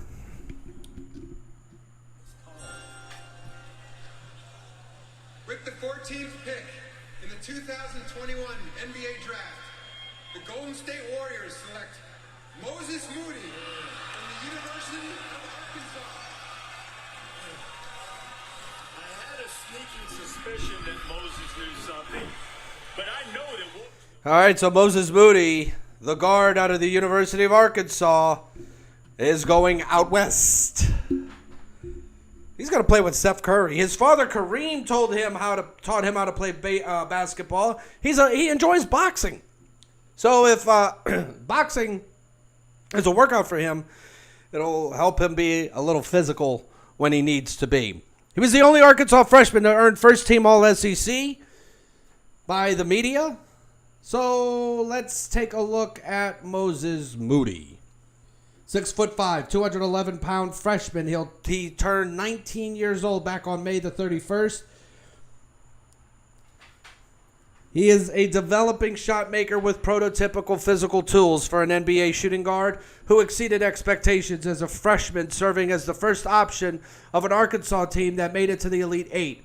Widely regarded as one of the top 40 prospects in the high school class of 2020, following his senior year at Montverde Academy in Florida, the Little Rock, Arkansas native returned to Fayetteville to play in head coach Eric Musselman's fast-paced offense.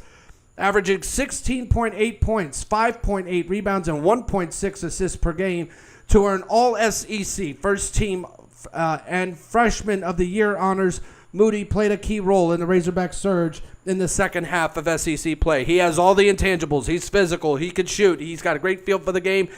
He's versatile defensively, and he's got the intangibles. Possessing tremendous length for his size, Moody defended multiple positions last season as Arkansas often played multiple guards, getting low, sliding his feet, and contesting impressively some possessions. Moody is a willing defender and rebounder who has room to become more solid off the ball. He ranked 4th in the SEC in putback scoring, 2.2 points a game. He ranked 5th in the SEC in off-screen scoring, 1.8 points a game. Moody is not a particularly prolific slasher or polished ball handler, but was able to take what defenses gave him around the rim, both on and off the ball. He could play above the rim in space, did a nice job sneaking in on the glass, and embraced contact inside, averaging 1.1 points per finishing opportunity in the half court. When he was able to get downhill, he did a nice job finding contact, but could see the easy play more frequently on the move.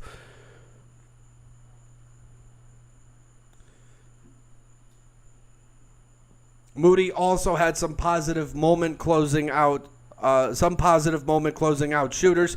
Even if he is still learning how to make rotations consistently, his length was often a plus when contesting shots on the perimeter and around the rim.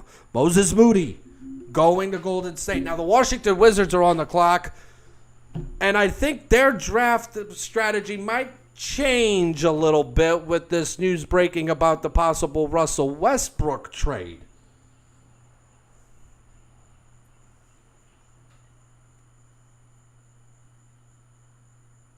And this is apparently their only pick of the draft here at number 15 here in the first round. And here's the commissioner. Before we continue, I'd like to take a moment to recognize Terrence Clark.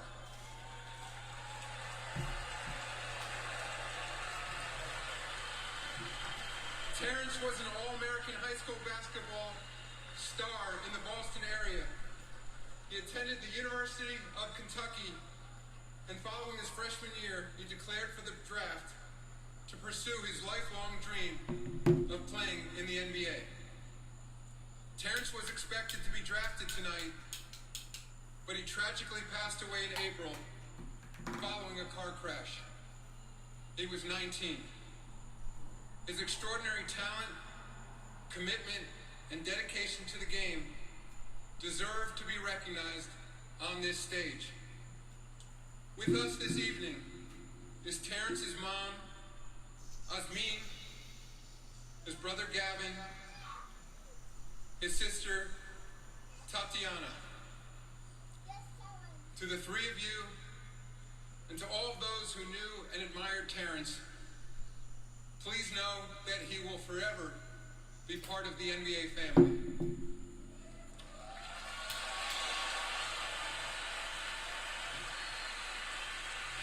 It is my honor to now announce that with the next pick in the 2021 NBA Draft, the NBA selects Terrence Clark from the University of Kentucky.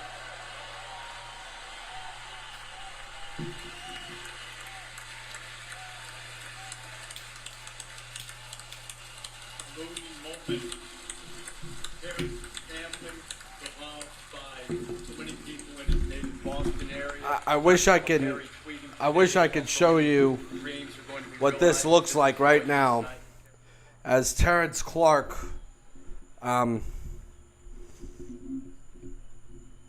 is honored by the NBA and Adam Silver, a great gesture. I know that John Calipari, the head coach of the Kentucky of the University of Kentucky, wrote something on his Twitter. He said, "I want to take a moment to remind everyone that this would have been Terrence Clark's big night as well. Not a day goes by that I don't think about him, his mom, and their family. I can only imagine how wide that smile of his would have been hearing his name called."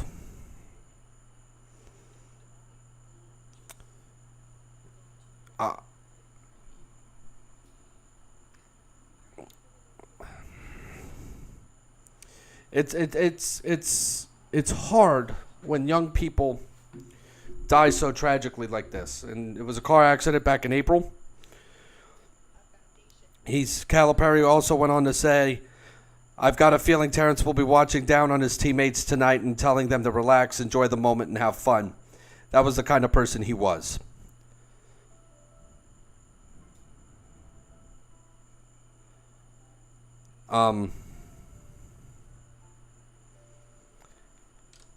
Terrence Clark was 19 when he passed away.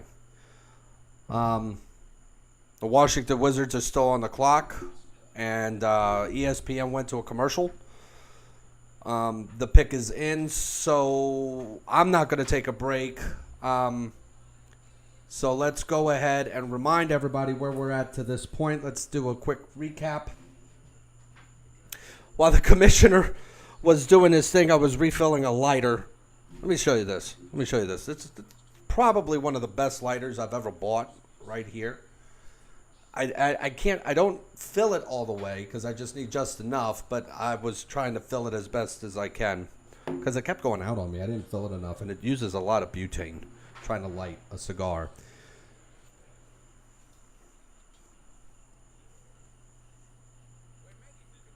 So that's where we're at.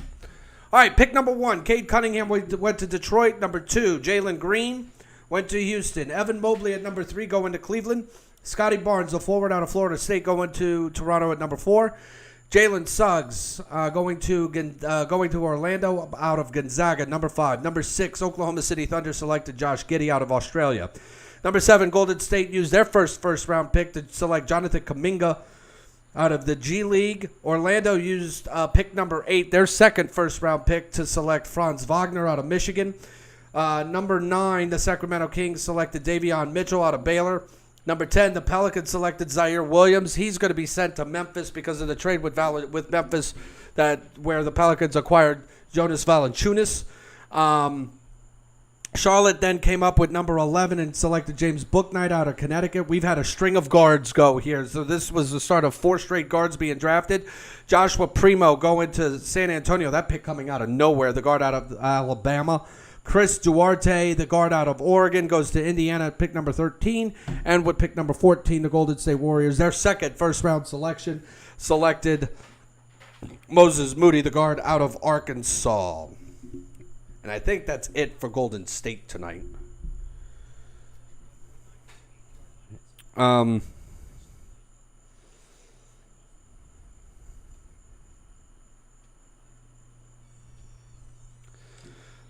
So we are waiting for ESPN to come back from commercial.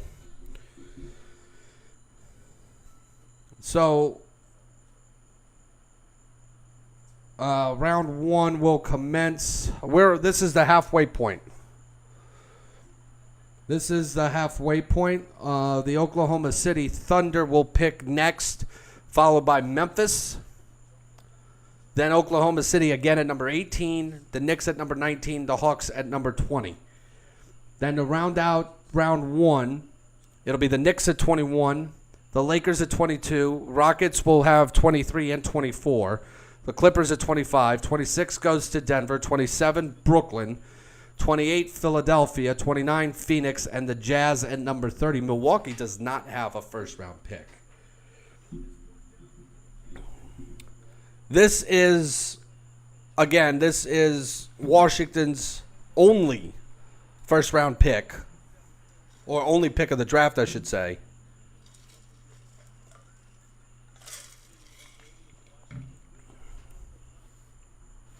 And we are waiting to see who gets selected to play in Washington. And here's the commissioner to announce the pick that goes to the Wizards. With the 15th pick in the 2021 NBA Draft, the Washington Wizards select Corey Kispert from Gonzaga University. The second Zag pick tonight to go with Jalen Suggs. First time Gonzaga's had two players picked in the first 15. So Mark Few produces two draft picks to go in the first 15. First time that's happened in school history. Corey Kispert, the forward out of Gonzaga, two-time state champion in high school in the state of Washington. He was a 2020-2021 contestants first-team All-American. He was a senior class first-team All-American. 18.6 points per game, 5.0 rebounds per game, 44% three-point shooter. He cleans up real nice. He looked kind of rough in that tournament, in the NCAA tournament, and he's clean-cut, double-breasted suit. Man, he's looking nice. Well, 92% of his games in college, that's a very high winning percentage. He's an elite shooter, and he's got a very high basketball IQ. Well, when you spend all the years that he spent in Gonzaga, learning from a very good basketball coach in Mark Few, your basketball IQ is going to be pretty darn good. 6'7", 223 pounds, turned 23 back on March the 3rd. Kispert is a capable athlete who can catch lobs pretty impressively, but is more strong than quick defensively. A competitive defender with no shortage of big game experience and the physicality to put a body on bigger forwards. Kispert held his own at both forward spots last season, even if he was not always able to affect shooters rotating off the ball. Shooting the ball at a high level in limited attempts off the dribble, Kispert found shots in a variety of ways on the perimeter, displaying a strong feel for moving off the ball and the ability to stop and pop with range against sagging defenders and limited opportunities handling the ball. His opportunistic style translated particularly well in the open floor as he averaged a historically efficient 1.55 points per transition possession. He ranked first in the NCAA and first in the West Coast Conference in offensive efficiency. He ranked first in the West Coast Conference in transition scoring, ranked first in the West Coast Conference in spot-up scoring, and he ranked third in the West Coast Conference in off-screen scoring. Kispert is a steady, experienced defender with a good motor and whose physicality outweighed his lack of length at the collegiate level, allowing .72 points per isolation possession. He held his own on the ball in many matchups, but gave up quickness to more dynamic shot creators and could not always affect shooters when looking to contest on the perimeter. Making an effort to use vertically contesting inside and box out bigger forwards, Kispert did some little things and was seldom out of place on the defensive end as a senior. So he was there. He was a good on ball. He was a good defender for the most part. So we'll see if this works out for Washington. Combo guard forward. And if his three-point shooting translates to the NBA, hopefully that works out for Washington, who is looking to build on their playoff appearance. They lost in the first round of the 76ers in a very highly contested series. They went 34-38 last year, finished third in the Southeast Division. So here we go. Best available for Oklahoma City here at pick number 16. Jared Butler from Baylor is in there. The pick is in. They missed the playoffs last year after finishing 14th in the West.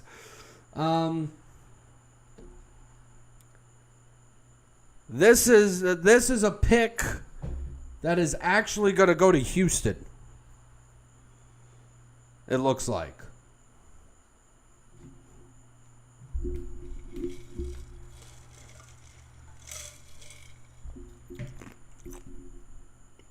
It's Oklahoma City pick coming up. So we'll see. Waiting on the commissioner here. Let's see.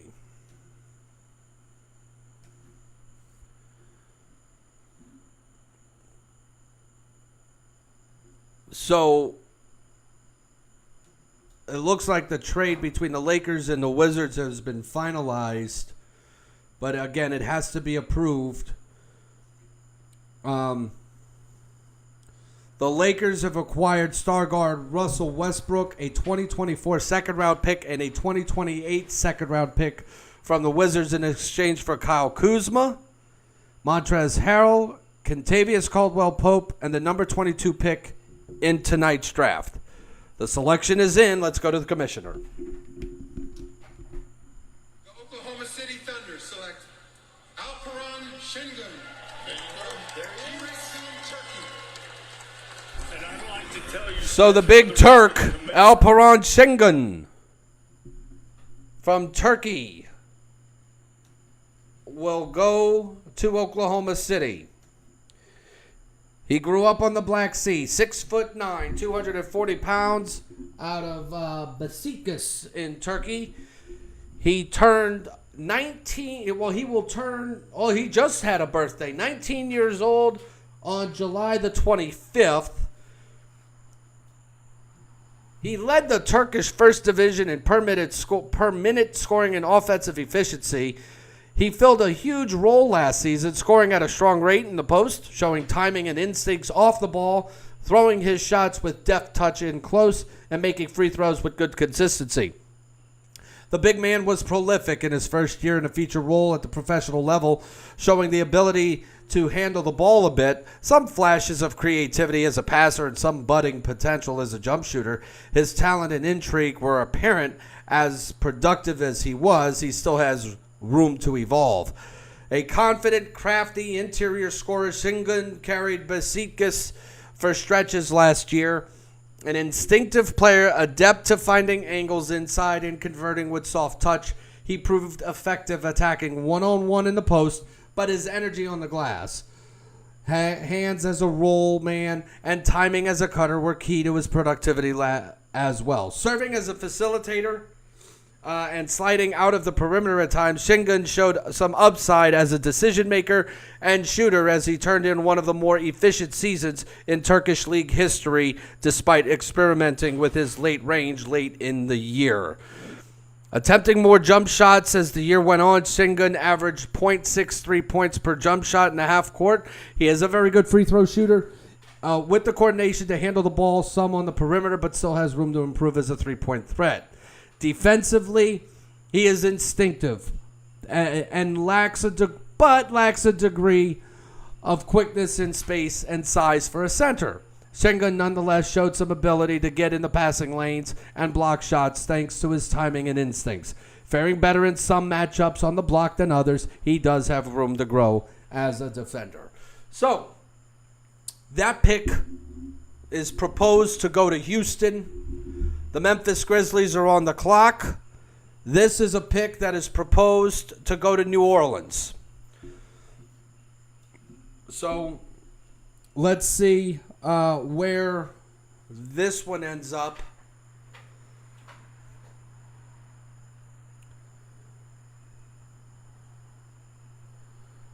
As I'm looking through some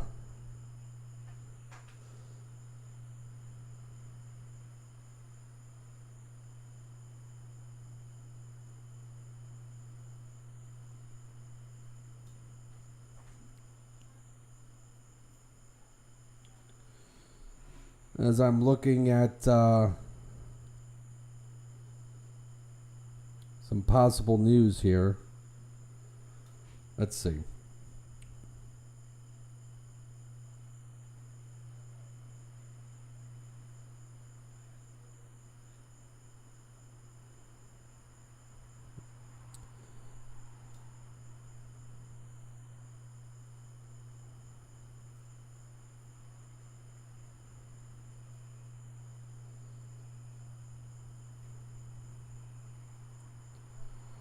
Okay, so Twitter is reporting who the Pelicans are going to pick, but I'm not going to give that away until it goes to the commissioner.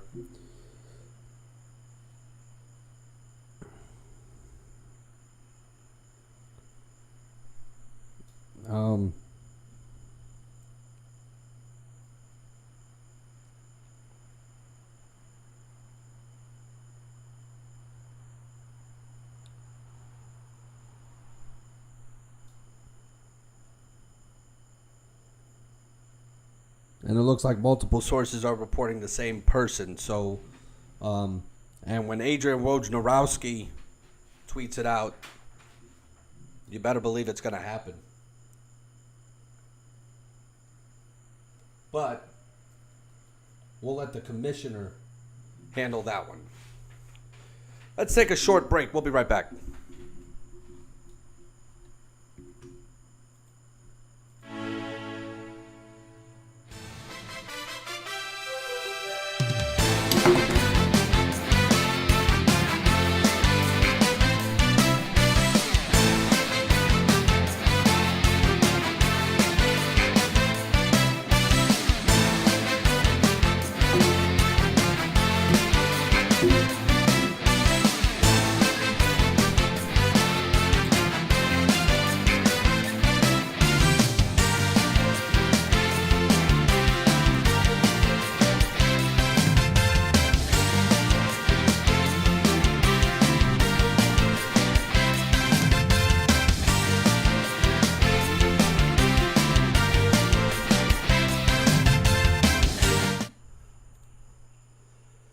Told you it was going to be a very short break.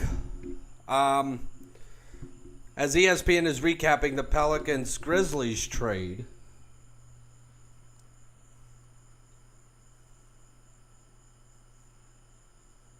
the pick is in. We are waiting on the commissioner. This could be a very good pick that's going to end up in New Orleans. Could be a very good pick. And if this ends up happening... and again, draft picks aren't made official until later on. But if this ends up being who Twitter is reporting, or a lot of people on Twitter are reporting, this is going to be a very good value pick for the Pelicans.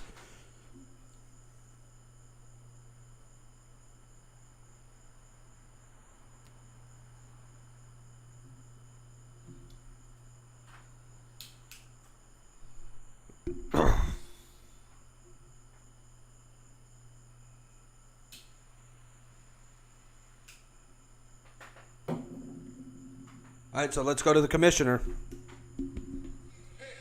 2021 NBA Draft. The Memphis Grizzlies select Trey Murphy III from the University of Virginia. Murphy played his first couple of years at Rice with the Virginia Terrific shooter. They can really fill it up from three. And this is a guy. He's a 3-and-D wing, the guard out of Virginia, Trey Murphy. Goes to Memphis, and then we'll get sent to New Orleans. 6'9", 205-pound guard, turned 21 on June the 18th. Only player in Virginia history to post a 50, 40, 90 shooting season in 2020-2021. Averaged a team high 13.7 points. For Rice as a sophomore in 2019-20, he transferred to Virginia, finished 6th in Conference USA in three-pointers made per game as a sophomore, and as a freshman ranked 4th in Conference USA in three-point field goal percentage. Transferred to Virginia after 2 seasons at Rice, ranked 3rd on Virginia in scoring, shot 50.3% from the field, and team highs 43.3% from three-point range and 92.7% from the charity stripe. He's a combo forward with outstanding shooting mechanics, skilled in catch-and-shoot situations, repeatable form, impressive on-ball defender, and disciplined team defender. Very good athlete with solid strength. Murphy shot 40.1% from three-point range in 3 seasons of college basketball. And if that three-point shot translates to the NBA, the Pelicans just got a shooter. And a good one.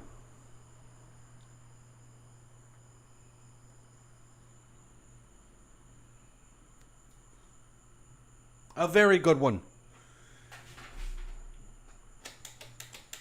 Excited to see where this goes for New Orleans. We're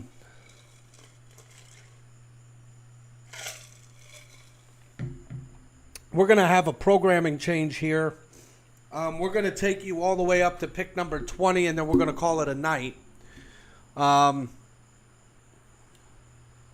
So we got the Oklahoma City Thunder here at pick number 18, the Knicks at 19, and the Hawks at 20. We'll take you all the way through pick number 20, and then we're going to call it a night. I do appreciate everybody joining me here tonight, and as always, you can always Venmo me right there at Paul-Wonder-1. That's at Paul-Wonder-1. Venmo me. All proceeds from that Venmo will go right back into this program. On other programming note, we're going to go on the air at 8 o'clock on Saturday night. 8 o'clock Saturday night, we'll do a draft recap. We'll report any other news. We'll recap some of the Olympic coverage from this week. And we'll go from there. I do appreciate everybody joining me here this evening. And as always, if you're watching this on replay, you could catch this episode as well as any other episodes of Cigar and a Beverage on our Cigar and a Beverage YouTube page. And I'm also going to do my best to share episodes on the Facebook page as well. Cade Cunningham is actually being interviewed by the ESPN panel in Brooklyn right now, as we await the Oklahoma City pick at number 18. Cade Cunningham is I tell you what, he may not be the star that everybody wanted to, that you know, he was the obvious number one pick in the draft. I think we can all agree on that. But, I mean, the star power may not be there because he's coming from a school like Oklahoma State that's not a blue blood. It's not a North Carolina. It's not a Duke. It's not a Kansas. It's not Kentucky.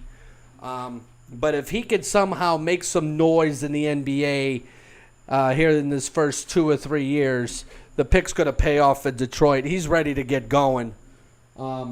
Definitely doesn't have the star power that Zion Williamson had when he came out a couple years back. But not all number one picks will have that. But if he can, if his game can translate and he can have a good first couple of years, a really good first 2 or 3 years, then the pick obviously pays off. The pick is in, and we're waiting on the commissioner right now.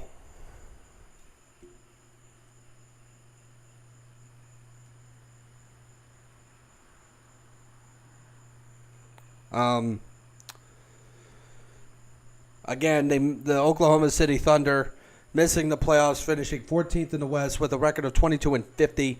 It is a rebuild process. You know, let's see what happens there in Oklahoma City. They need help. 6 picks. They've already used 2 of them. They need to look for a score to complement Shai Gilgeous-Alexander.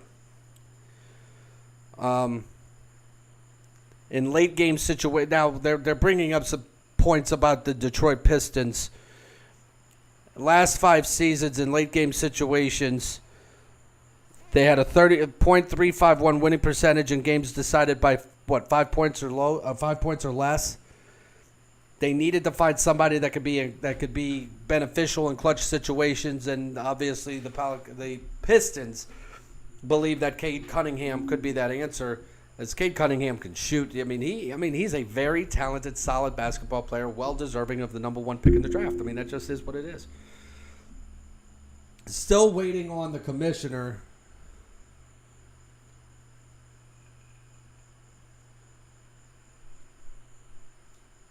to announce the pick. Keon Johnson is still available. Jalen Johnson's still available.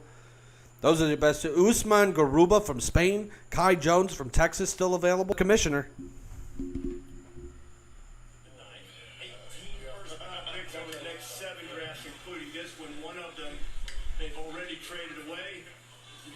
Cade making his way out, the gentleman that he is, greeting all of us, and now who will Oklahoma City greet? It's the latest member of the Thunder.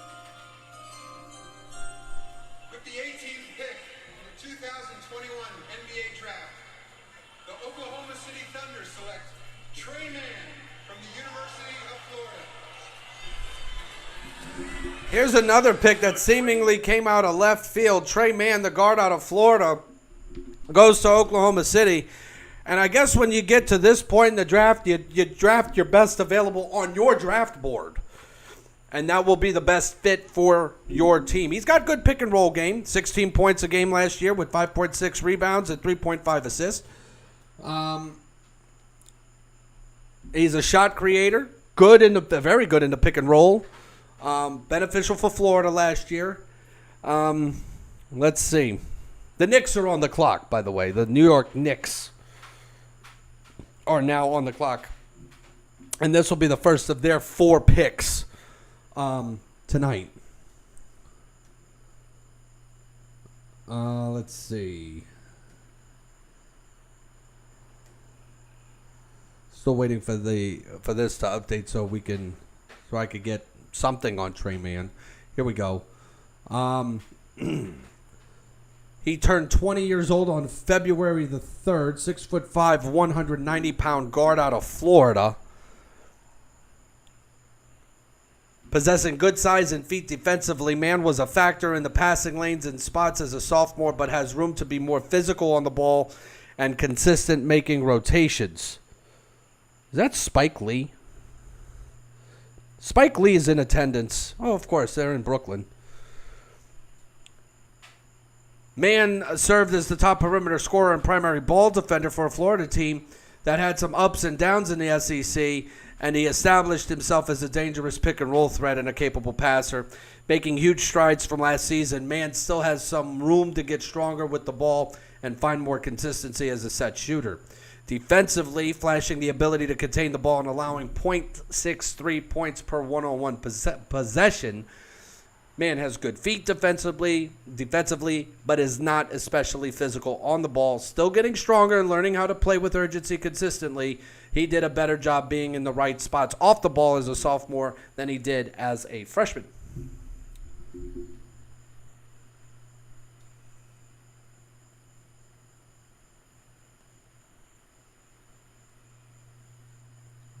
So that's Trey Mann going to Oklahoma City. The Knicks are on the clock. New York Knicks made the playoffs last year. And they're looking to build on that. Third in the Atlantic, 41-31. Lost in the first round in a very good series against Atlanta. Gave Atlanta everything they can handle. This will be the first of 4 picks that the Knicks have. And the way to go is the Knicks own their own first rounder plus the pick obtained from Dallas in the Kristaps Porzingis trade.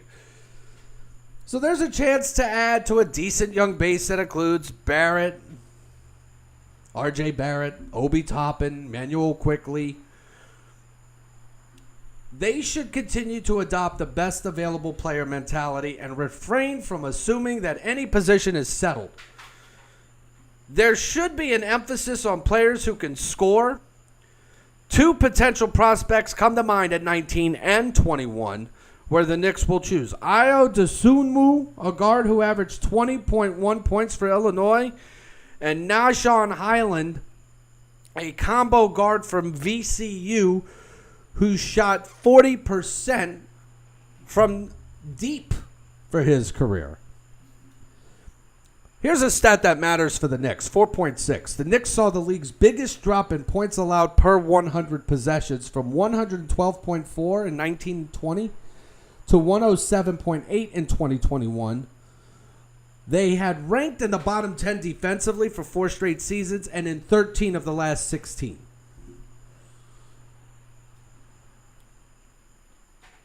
So, here we go. Where do the Knicks go? Do they go best available? Where do they go? Which way do they go? We'll see.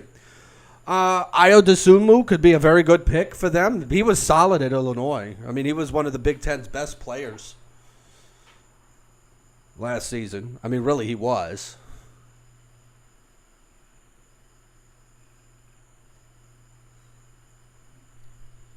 As we approach the 9 o'clock hour here in the Central Time Zone in New Orleans, once again, I want to thank everybody for joining me. We are going to take you through pick number 20, and then our coverage will end there.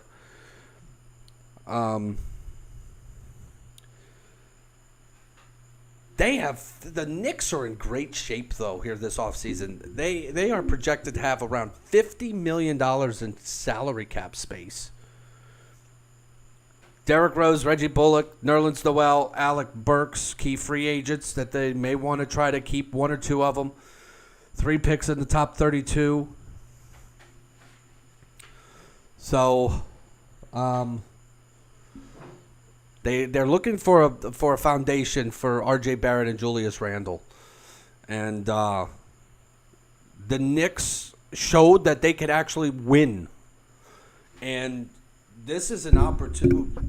There we go. This draft could be an opportunity to build, or could start a foundation of getting back to where they used to be when they were consistently getting to the playoffs with Patrick Ewing, Charles Oakley, John Starks.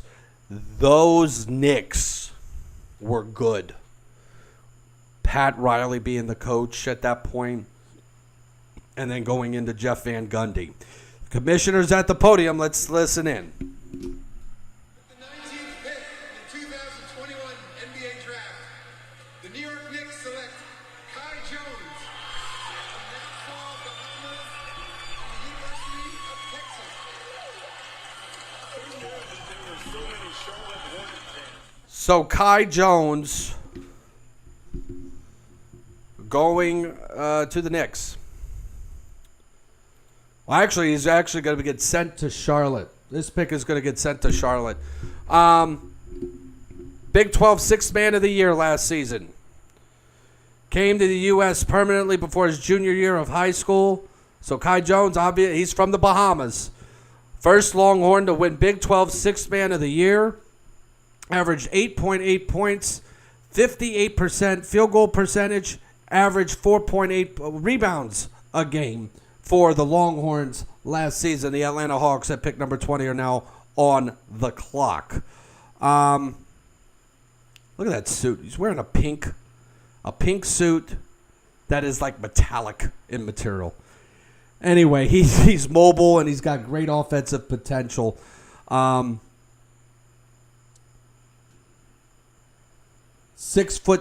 221 pounds, from the University of Texas by way of the Bahamas. He turned 20 years old back on January the 19th. Played significant minutes off the bench for the Longhorns. He did not play a major offensive role, but made a mark with his ability to beat opposing big men down the floor and catch lobs in the half court. Emerging as a viable floor spacer after experimenting with the three as a freshman and showing a budding comfort level with the ball, he made some important strides as a sophomore, even if he was not carrying a heavy scoring burden. A lanky, explosive finisher, Jones was dynamic in the open floor as a sophomore, generating 25% of his possessions in transition. Not only did he run the wings, but he found some success pushing the ball himself in trailing plays as he averaged an impressive 1.29 points per transition possession. Against the set defense, only half of Jones's shots came in finishing situations as he spent quite a bit of time on the perimeter last season, averaging 1.35 points per shot around the rim in the half court. Jones finished emphatically moving off the ball and crashing the glass. Possessing terrific lateral speed and solid length for his size, Jones made some extremely athletic plays on the defensive end over his 2 seasons in Austin, altering shots, containing smaller guards, and covering a lot of ground off the ball. Jones is still learning how to use his tools consistently on the glass and where to be in rotation, but stood out at times last season, allowing .82 points per one-on-one possession. Jones fought foul trouble some nights, but showed the ability to recover when beat to throw shots off the glass as well. His potential as a multi-positional stopper is intriguing if his frame and game continue to mature. That pick is going to Charlotte, but that guy could fit in New York. I mean, seriously, could fit in New York. The Atlanta Hawks are on the clock. Number 20. This will be the last pick of our coverage. The Hawks have 2 picks tonight. Pick number 20 and pick number 48. This is a team that lost in 7 in the Eastern Conference Finals. And they're looking to build on that. So some of the best available is Jalen Johnson from Duke, Usman Garuba from Spain, Cameron Thomas from LSU, Sharif Cooper from Auburn. Let's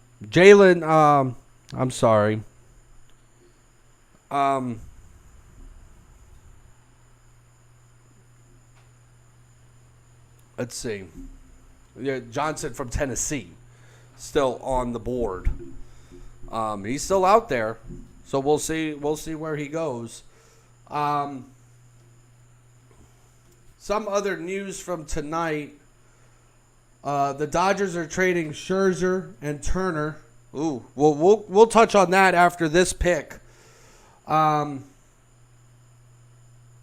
so that's a blockbuster trade involving the Los Angeles Dodgers. We'll touch on that before we go off the air because I want to mention that. The Yankees got beat tonight 14-0 by Tampa Bay. They lost by 2 touchdowns. Jeez. That's big. They need help. When you get Gallo and Rizzo, I mean, that should be a help, but we'll see. 37 seconds before the pick becomes... the pick is now in. Playmaker. The Hawks are looking for an additional playmaker, probably to come off the bench. So we will see. They finished 5th in the East, lost in the conference finals to the Bucks.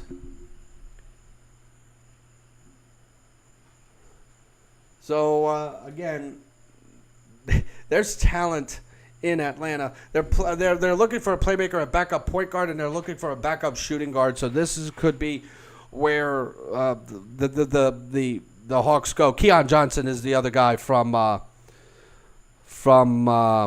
Tennessee. Jalen Johnson could be the pick here because ESPN looks like they are profiling him heavy. But he opted out after 13 games at Duke back in February. I think COVID issues and things like that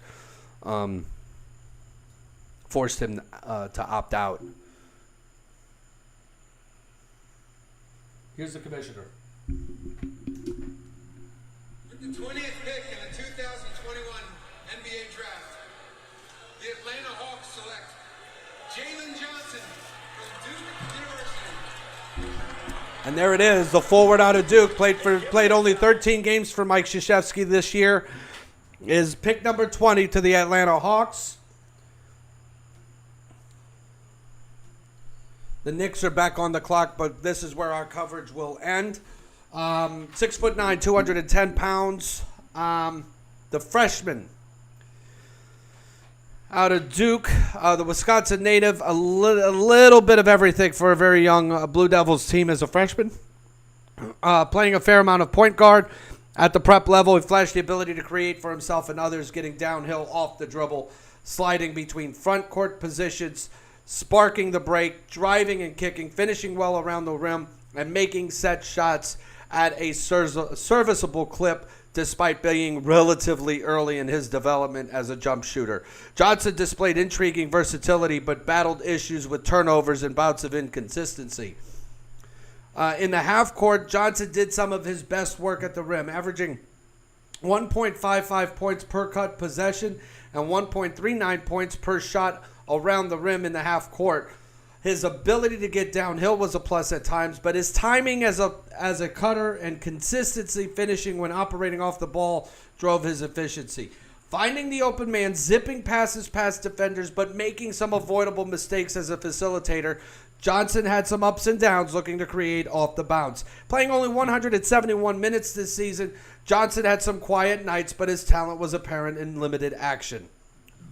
With the quickness to get in the passing lanes and the athleticism and size to help chip in around the rim, Johnson had some strong moments making plays on the defensive end, rebounding the ball pretty prolifically in limited action. He stuffed the stat sheet for stretches as a freshman. While he was more energetic sometimes than others last season, he does have the tools to be a versatile defensive player.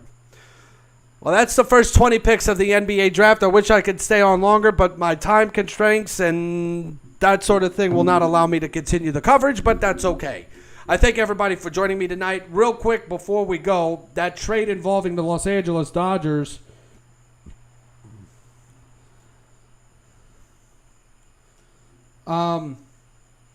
According sources have told Jeff Passan of ESPN that the Dodgers are finalizing a deal to acquire right-handed pitcher Max Scherzer and shortstop Trey Turner from the Washington Nationals. Catching prospect Kybert Ruiz, top pitching prospect Josiah Gray, outfielder Donovan Casey, and right-hander Gerardo Carrillo are going back to Washington. Scherzer waived his no-trade clause to play in Los Angeles, according to Mark Feinsand of MLB.com. The Dodgers are going to take on all the money owed Scherzer and Turner, according to a person familiar with the situation. The San Diego Padres were reportedly close to acquiring the three-time Cy Young winner earlier today, but that deal did not materialize. Scherzer has allowed just one run over six innings tonight in what turned out to be his last start for the Nationals. The 8-time All-Star has accrued a 2.76 ERA with 147 strikeouts over 111 innings in his 14th Major League season. Turner is currently on the injured list after testing positive for COVID-19. The 28-year-old All-Star is slashing .322 batting average. He's OPS 369, slugging percentage 521 with 18 homers and 21 stolen bases in 96 games. LA also traded for left-hander Danny Duffy to solidify a rotation that's missing Clayton Kershaw and Dustin May because of injuries. The club is also dealing with Trevor Bauer's uncertain legal situation. So they needed help in the rotation, and they got a good one in Max Scherzer. When a guy like that allows less than 3 as your ERA, it's a good pitcher and very efficient. Once again, everybody, thank you for joining me tonight for tonight's NBA draft coverage. The first 20 picks, we're going to recap the entire NBA draft Saturday, 8 p.m. If there's a time change, I'll be sure to let you know. 8 p.m. Saturday night. Join me for another episode of Cigar and a Beverage. And as always, grab your favorite cigar, grab your favorite beverage, sit back, relax, join the conversation. And if I did not get to your comments tonight, I will be sure to get back to them, and I will address them Saturday if there are any. Thanks for joining me, guys. And as always, enjoy yourself. Good night.